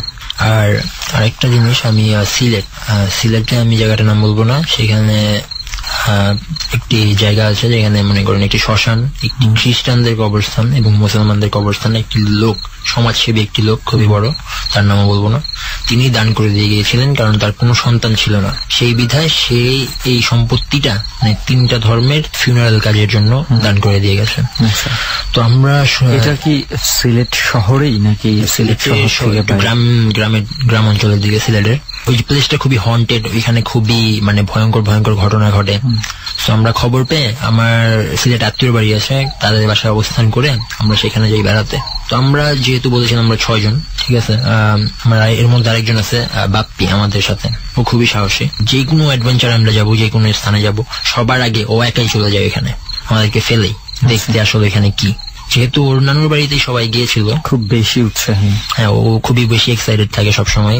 যখন আমরা সিলেট যে পৌঁছালাম, আমাদের কিছু রুলস আছে যে আমরা first of all information collect করবো এখানে কি ধরনের ঘটনা ঘটে, তারপর কারো আজ পর্যন্ত কোনো নিহত বা আহত হয়েছে কিনা, এরকম কোনো ঘটনা ঘটেছে কিনা। তো এরকম সব ধরনের ইনফরমেশন আমরা কালেক্ট করে আগে আমরা প্রিন্ট আউট বের করে সবার কাছেই করি। তো আমরা 6 জন, আমরা 3টা টিম করি, 2 জন করে। সো যেদিন আমরা যাবো 3টা টিম করে, এক একজনের কাছে, প্রতিটা টিমের কাছে একটা ক্যামেরা আর একটা রেকর্ডার প্লাস মাইক। তো আমরা ফার্স্টে শুরু করলাম, 2 জন গেল খ্রিস্টানদের কবরস্থানের ভিতরে, আমি আর পিএল নামে আরেকজন আছে আমার ফ্রেন্ড, আমাদের টিম মেম্বারই, ও আর আমি গেলাম শ্মশানের ভিতরে। আর ফয়রা রাকিব আর রাব্বি গেল হলো গিয়ে মানে মুসলমানদের কবরস্থানের ভিতরে। তো ফার্স্টের দিন আমরা এরকম কিছুই দেখতে পারিনি, এরকম করে 1 সপ্তাহ গেল, আমরা খুবই চেষ্টা করতেছি কিছু একটা দেখার জন্য। তো 8ম দিনে, 8 নম্বর দিনে আমি তখন, আমাদের প্রতিদিন টিম মেম্বার চেঞ্জ হচ্ছে রেগুলারলি। সেদিন আমার সাথে ছিল পিএল, আমরা কবরস্থানে, আর বাকিরা মানে লোকেশনে চেঞ্জ, কবরস্থানে। তো হঠাৎ পিএল মানে ওর কি জানি হলো, বলতেছে দোস্ত আমার তো এমার্জেন্সি, আমার টয়লেটে যেতে হইব, তুই একটু থাক, আমি একটু ম্যানেজ কর, আমি আসতেছি। তো ও চলে গেল। তো এর মধ্যে আমি ফার্স্ট অফ অল আমি অন্ধকারের মধ্যে দেখতেছি যে আমাদের আরো 2 জন টিম মেম্বার ওরা এখানে চলে আসছে, বাপ্পি আর ফয়রা রাকিব। তো আমি তখন বাপ্পিকে জিজ্ঞেস কি রে বাপ্পি, তুই এখানে কি করস? তো বাপ্পি আমাকে কোনো অ্যান্সার দিতেছে না অন্ধকারের ভিতরে। তো আমি ফার্স্টে ভাবলাম ও হয়তো বা কিছু একটা দেখছে। আমি যেহেতু ফার্স্টে বললাম ও সবসময় এক্সাইটেড থাকে, কারণ ওইসব জিনিস দেখে চুপচাপ থাকে এবং নিজে এটাকে অবজার্ভ করে। এবং ইভেন এমনও কিছু জায়গায় গিয়েছিলাম, ও নিজেই যে একটা মনে করেন খুবই ভৌতিক একটা ব্যাপারের সময় ও নিজেই যে ওইখানে যে মনে করেন ওটার উপর আক্রমণ করে বসে। সো ও তাই চুপচাপ হয়ে রয়েছে, অন্যদিকে তাকিয়ে আছে। আমি ভাবছি ওর মনে হয় নিশ্চয়ই কিছু দেখছে। তো আমি ওকে ডাক দিলাম, কি রে বাপ্পি কি করস? কোনো অ্যান্সার দিতেছে না। আমি রাকিবরে বললাম, রাকিব ফয়রা তুই কি করতেছিস এগুলো, এখানে কি করস? তোদের তো কাজ ওইখানে শ্মশানে, তোরা তো এখানে থাকার কথা না, এখানে তো আমরা। ওরা কোনো অ্যান্সার দিতেছে না। তো যেই মুহূর্তে আমি সামনে যাই, ওরাও আমার থেকে সামনে যায়, আমি সামনে যাই, ওরাও আমার থেকে সামনে যায়। তো আমি কবরস্থানটা পেরিয়ে অলরেডি আমি অনেক দূরে চলে আসছি, ওদেরকে ফলো করতে করতে একটা ফাঁকা মাঠের মধ্যে চলে আসছি, ওইখানে বাঁশ ক্ষেত। তো হঠাৎ মানে আমার চোখের পলকে তারা নাই হয়ে গেল, আমি আর তাদেরকে খুঁজে পাচ্ছি না। খুঁজতে আমি হঠাৎ আমার কেন জানি মনে হলো আমার পিছন থেকে গরম একটা নিঃশ্বাস আসতেছে। আমি যখন পিছিয়ে ঘুরে দেখলাম কালো রঙের খুব বড় বড় 4টা ঘোড়া আমার সামনে দাঁড়ায় আছে। তারা মানে এতই বড় ঘোড়াগুলো, মানে খুবই বড়, তাদের চোখগুলো খুবই লাল এবং রাত্রের বেলা তাদের চোখগুলো যেরকম ডিম লাইটের যেরকম আলো সেরকম ভাবে চলছে। আমি দেখে আমি খুবই ভয়ভীত হয়ে গেলাম যে আসলে এটা কি। কতক্ষণ পরে ঘোড়াগুলো মানে আমার সাথে একটা তাবিজ ছিল যেটার ভিতরে আয়াতুল কুরসি এবং সূরা ইয়াসিন এনে লিখে লাল কালি দিয়ে জাফরান কালি দিয়ে লিখে ভরা ছিল। তো আমার যতটুকু মনে হলো আমার সাথে তো তাবিজ আছেই, তো ও আমার কোনো ক্ষতি করতে পারবে না। তো আবার আমার কোনো ক্ষতিও করলো না। আমার পাশ দিয়ে ঠিক সে মাঠে দৌড়ে চলে গেল, সামনে যে ফাঁকা মাঠ, ওই ফাঁকা মাঠে চলে যে ঘোড়াগুলো আকাশে উড়ে শুরু করছে। আকাশে উড়ে 4টা 4 দিকে চলে গেল এবং একটা ঘোড়া জাস্ট মাঝখানে মানে সেন্টারের মধ্যে 360 ডিগ্রি যে অ্যাঙ্গেলের ভিউটা, ওইখানে যে সেন্টার পয়েন্ট ছিল, একটা ঘোড়া ঠিক ওইখানেই রয়ে গেল। কতক্ষণ পরে দেখলাম বাকি ঘোড়াগুলো আবার ঠিক তার দূরে এসে তার মধ্যে মিশে গেল এবং সে আরো বড় আকার হয়ে গেল, বড় আকার হয়ে ওইখান থেকে অদৃশ্য হয়ে গেল। ওইখান থেকে ঘোড়াটা অদৃশ্য হওয়ার পরে আমি দৌড়ালাম। আমি দৌড়ে যেভাবে পারলাম, এখানে যেহেতু বললাম মাঠটা ছিল ধানের ক্ষেত, অ্যাকচুয়ালি মাঠটা কি ধানের ক্ষেত, মাত্র ধানটা কাটা হয়েছে কিছুদিন, মানে শীতকাল, জায়গায় যে কাদার মধ্যে পড়ে গেলাম আমি। আবার ওই সেই মানে কারণ কাদার পড়লে তো মনে করেন মানুষ একটা ফ্রিকশনে আটকে রাখে, ওই ফ্রিকশনটা আমাকে খুব জোরে আটকে রাখতেছিল। তখন আমার এমনই ভয় পেয়ে গেছিলাম যে আমার মনে হচ্ছিল যে ওরাই আমাকে, ওই ঘোড়াগুলো আমাকে মনে ধরছে। আমি কাদা থেকে, আমার ভিতরে শর্ট প্যান্ট ছিল, আমি আমার জিন্সের প্যান্ট ওইখানেই বেল্ট খুলে আমি ওই প্যান্ট থেকে বেরোয় আমি দৌড়। পরে আপনার বন্ধুদের সঙ্গে দেখা হয়েছে? হ্যাঁ, পরে আমার বন্ধুদের, আমি যখন দৌড়াই আমার কাদা রাদা মাখা, আমি যখন দৌড়ে আসছি, আমার বাপ্পি যার কথা বললাম ও শ্মশানের ভিতরে ছিলাম, শ্মশানের ভিতরে দৌড়ায় যখন আসছে ওরা নিজেরাই ভয় পেয়ে গেছে, মনে করছে আমরা কিছু একটা দেখছি, ওরা নিজেরাই ভয় পেয়ে গেছে। আমি কাদা রাদা মাখা, ইনফ্রারেড ক্যামেরাতেও মনে করেন আমার শরীরের নর্মাল টেম্পারেচারটা উঠতেছিল না, কারণ যেহেতু কাদা, পুরো শরীরে কাদা মাখা ছিল। তো আমাদের নর্মাল যেই হিউম্যানের যে মানুষের যে পিকচারটা উঠে সেই পিকচারটা আসতেছিল না। ওরাও ভাবছে আমরা নিশ্চয়ই কিছু দেখতে পারছি। আর আমরা ওয়াকি টকি ইউজ করি, তো সবাইকে খবর দিলাম আমরা পেয়ে গেছি। আমার ওয়াকি টকি আমার প্যান্টের সাথে ওইখানেই পড়ে গেছে। এর মধ্যে পিএলডেল সবাই দৌড়ে আসলো, দৌড়ে এসে মনে করতাম নিশ্চয়ই কিছু একটা পাইছি। পর সামনে এসে দেখে আমি হাবাইতেছি, তখন ওরা বললো যে কি হয়েছে। আমি তখন বললাম মন তুই যে তখন চলে গেলি, তখন আমি দেখলাম বাপ্পি আর ফয়রা রাকিবকে এখানে। তো তখন বললো আমি কই চলে গেলাম, আমি তো তোর সাথেই ছিলাম। আমি তুই না বললি আমারে যে আমি পোশাক পরেছি, আমার এমার্জেন্সি ধরছে। তখন ও বললো যে কই, আমি তো এরকম কিছু বলি নাই, তুই তো বললি, তুই দাঁড়া আমি আসতেছি। ও, তার মানে হচ্ছে আপনার যে দুই বন্ধুর কথা বললেন যে আসছে, ওরা আসলে অন্য কেউ ছিল। আর আমি যেটা বললাম, পিএল আমাকে বলে গেল যে আমার এমার্জেন্সি ওয়াশরুমে যেতে হবে, বা আমি একটু সাইডে থেকে আসি, আমার একটু হালকা হতে হবে। বাট ওর সাথে যখন দেখা হলো, ও বললো যে আমি এটা বলি নাই, আমি নাকি ওকে বলছি যে তুই দাঁড়া আমি একটু সামনে থেকে ঘুরে আসি। আচ্ছা আচ্ছা। তো পিএল আমাকে এটা বললো। যখন ও আমাকে এই বর্ণনাটা দিল, তখন আমি তখন নিজেই কনফিউজ হয়ে গেলাম, আমি তো এই কথাটা বলতেই পারি না। আর আমার একেবারেই মনে আসতেছে না যে আমি এই কথাটাকে বলছি। আর আমাদের রেকর্ডার তো চালু, তখন রেকর্ডার অন করলাম। পিএল এর কাছে যে রেকর্ডারটা ছিল, মাইকের রেকর্ডার, ওইখানেও আমি শুনলাম যে আমি বলছি যে তুই একটু দাঁড়া আমি সামনে থেকে একটু দেখে আসি। আমার নিজেই আমি কনফিউজ হয়ে গেছি। আপনাদের ওই রেকর্ডারে কি যেই দুইজন বন্ধুর রূপ ধরে এসেছিল তাদের কোনো ভয়েস কি রেকর্ড করা হয়েছে? তারা একদম, আমি তো আপনাকে বললাম, তারা একদম স্তব্ধ হয়ে যায় অন্ধকারের ভিতরে।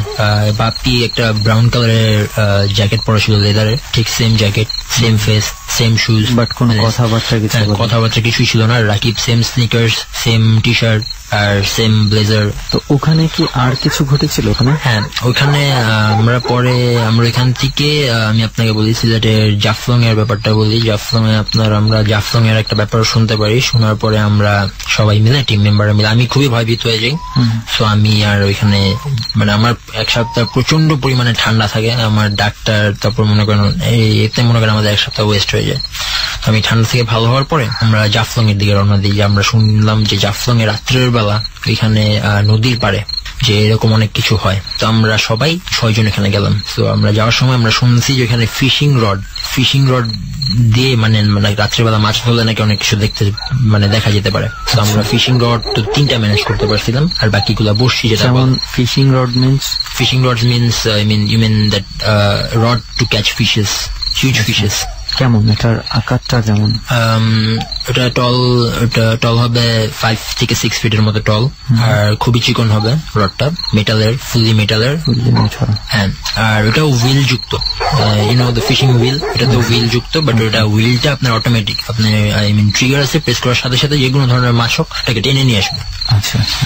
তো আমার 3টা ম্যানেজ করতে পারছি, বাকিগুলো বড়শি, যেটা বলে গ্রামে বড়শি দিয়ে যেটা দিয়ে মাছটা ধরে, ছিপ, তো সেটা ম্যানেজ করলাম। তো আমি তো ছিপ দিয়ে একেবারে ধরতে জানি না, বাট আমার বাকি ফ্রেন্ড গুলো সবাই জানে মোটামুটি। আবার রাব্বি ও আবার এটা মানে ইউজ করতে জানে না। তো আমরা ওই ফিশিং রডটা নিলাম আমরা 2 জন, আর বাকি 4 জনে ওই একটা ফিশিং রড আর বাকি সিপ গুলা বন্টন করে নিল।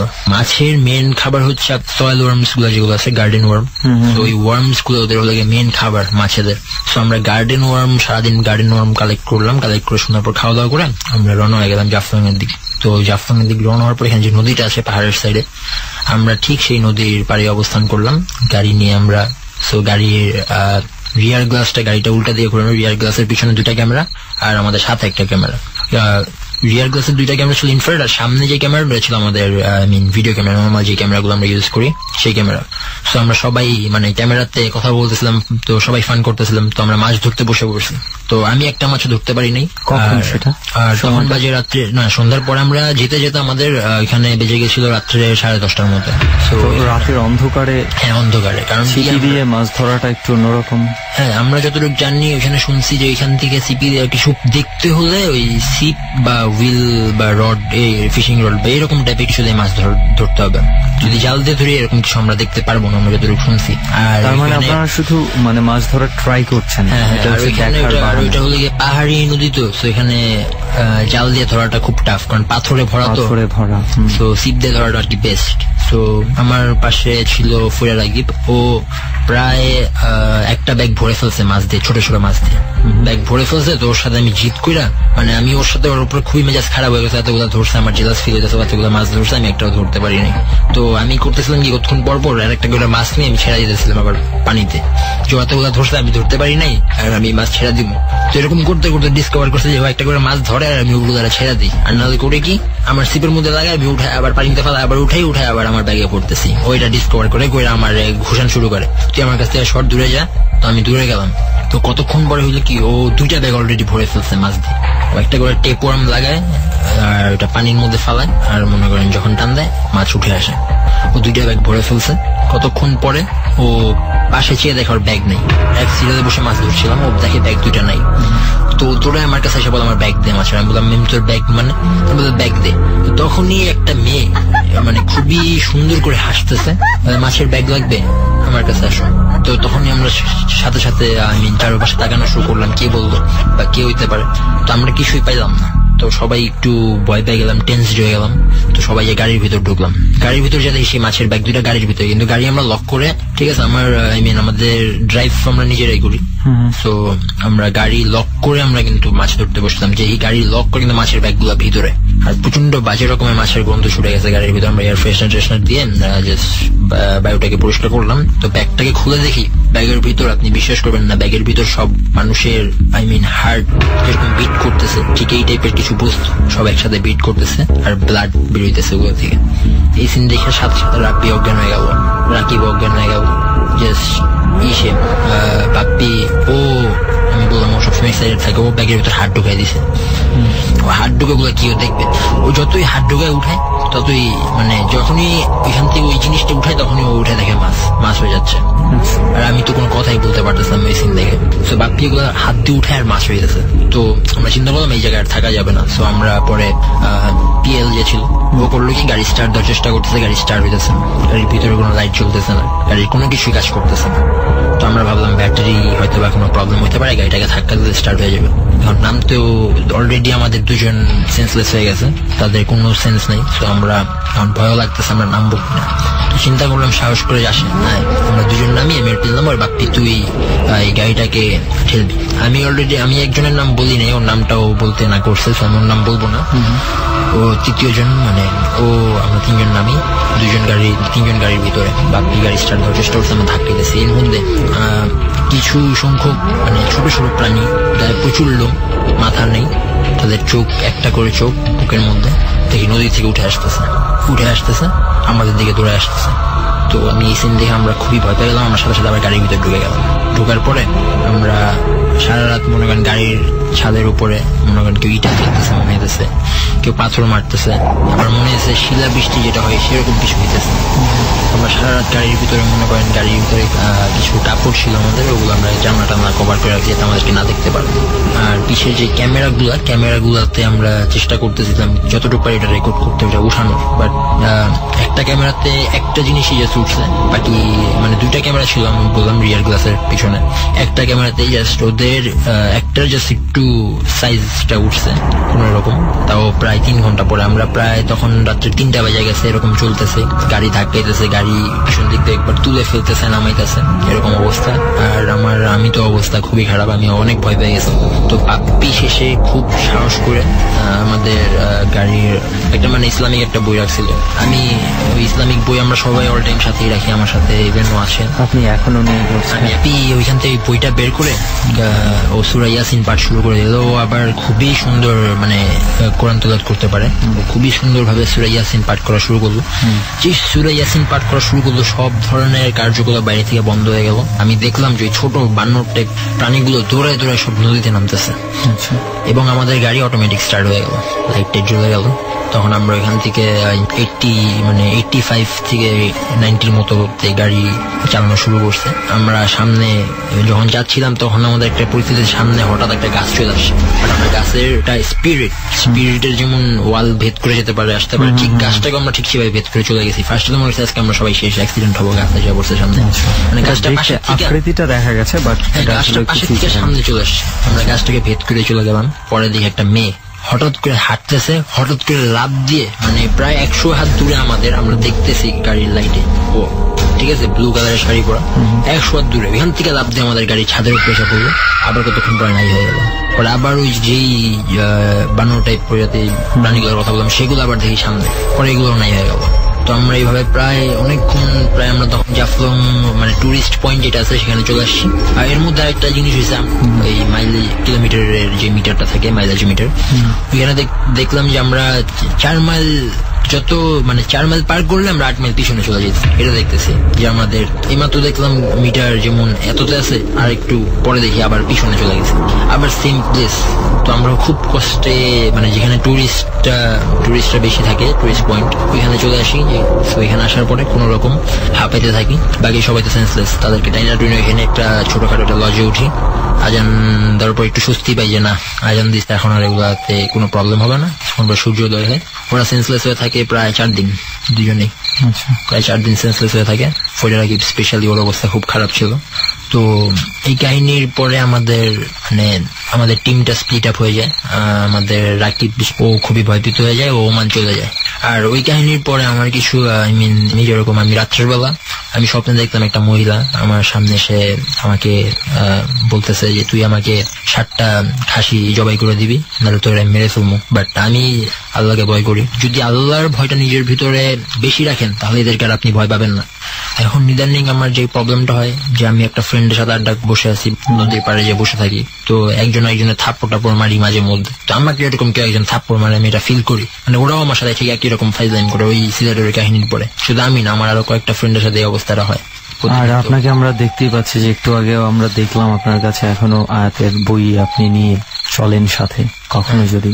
তো যাই হোক, আমরা একটু মানে কখনো কখনো কেউ আছে যে চলার পথে না চাইলেও এই ধরনের ভৌতিক ঘটনার মধ্যে পড়ে যায়। আবার আপনাদেরকে আমরা দেখলাম যে আপনারা ভূতের পিছনে ঘুরে বেড়াচ্ছেন। ভূতের পিছনে ঘুরে বেড়াই। আমাদের ইভেন আমাদের আমি ওয়েবসাইটের নাম বলবো না, আমাদের একটা ওয়েবসাইটও আছে যেখানে আমরা এই যেসব ভিডিওগুলো আমরা একেবারে খুব ভালো ভিডিও পাই সেখানে আপলোড করি।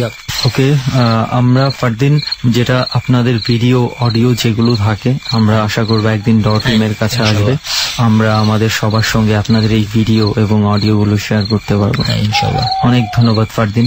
চল রেহান, উঠে গেলে অনেক রাত হয়ে গেছে। দাঁড়া, ড্রাইভার ভাই একটু ফোন দিয়ে নি।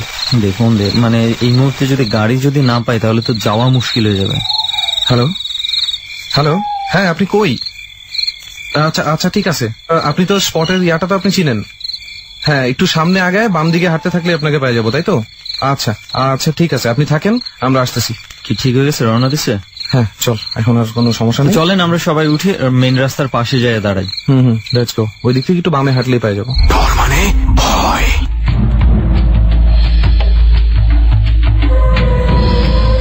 এবিসি রেডিও টিম এবার ঘরের দিকে ফিরবে, বুঝতেই পারছেন। শেষ হয়ে গেল আরো একটি যাত্রা। রবীন্দ্রনাথের ভাষায় বলতে হয়, শেষ নাই যে শেষ কথাকে বলবে।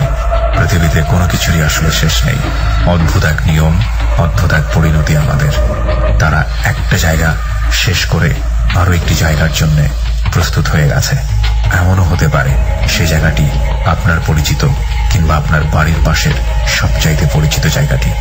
এমনও হতে পারে এমন একটি জায়গা যে জায়গাটিকে আপনি আগে কখনোই এমন ভাবে ভাবেননি। এরকম ছড়িয়ে ছিটিয়ে থাকা শত শত হাজার হাজার হন্টেড প্লেসে ঘুরে বেড়াচ্ছে এবিসি রেডিও .টিম।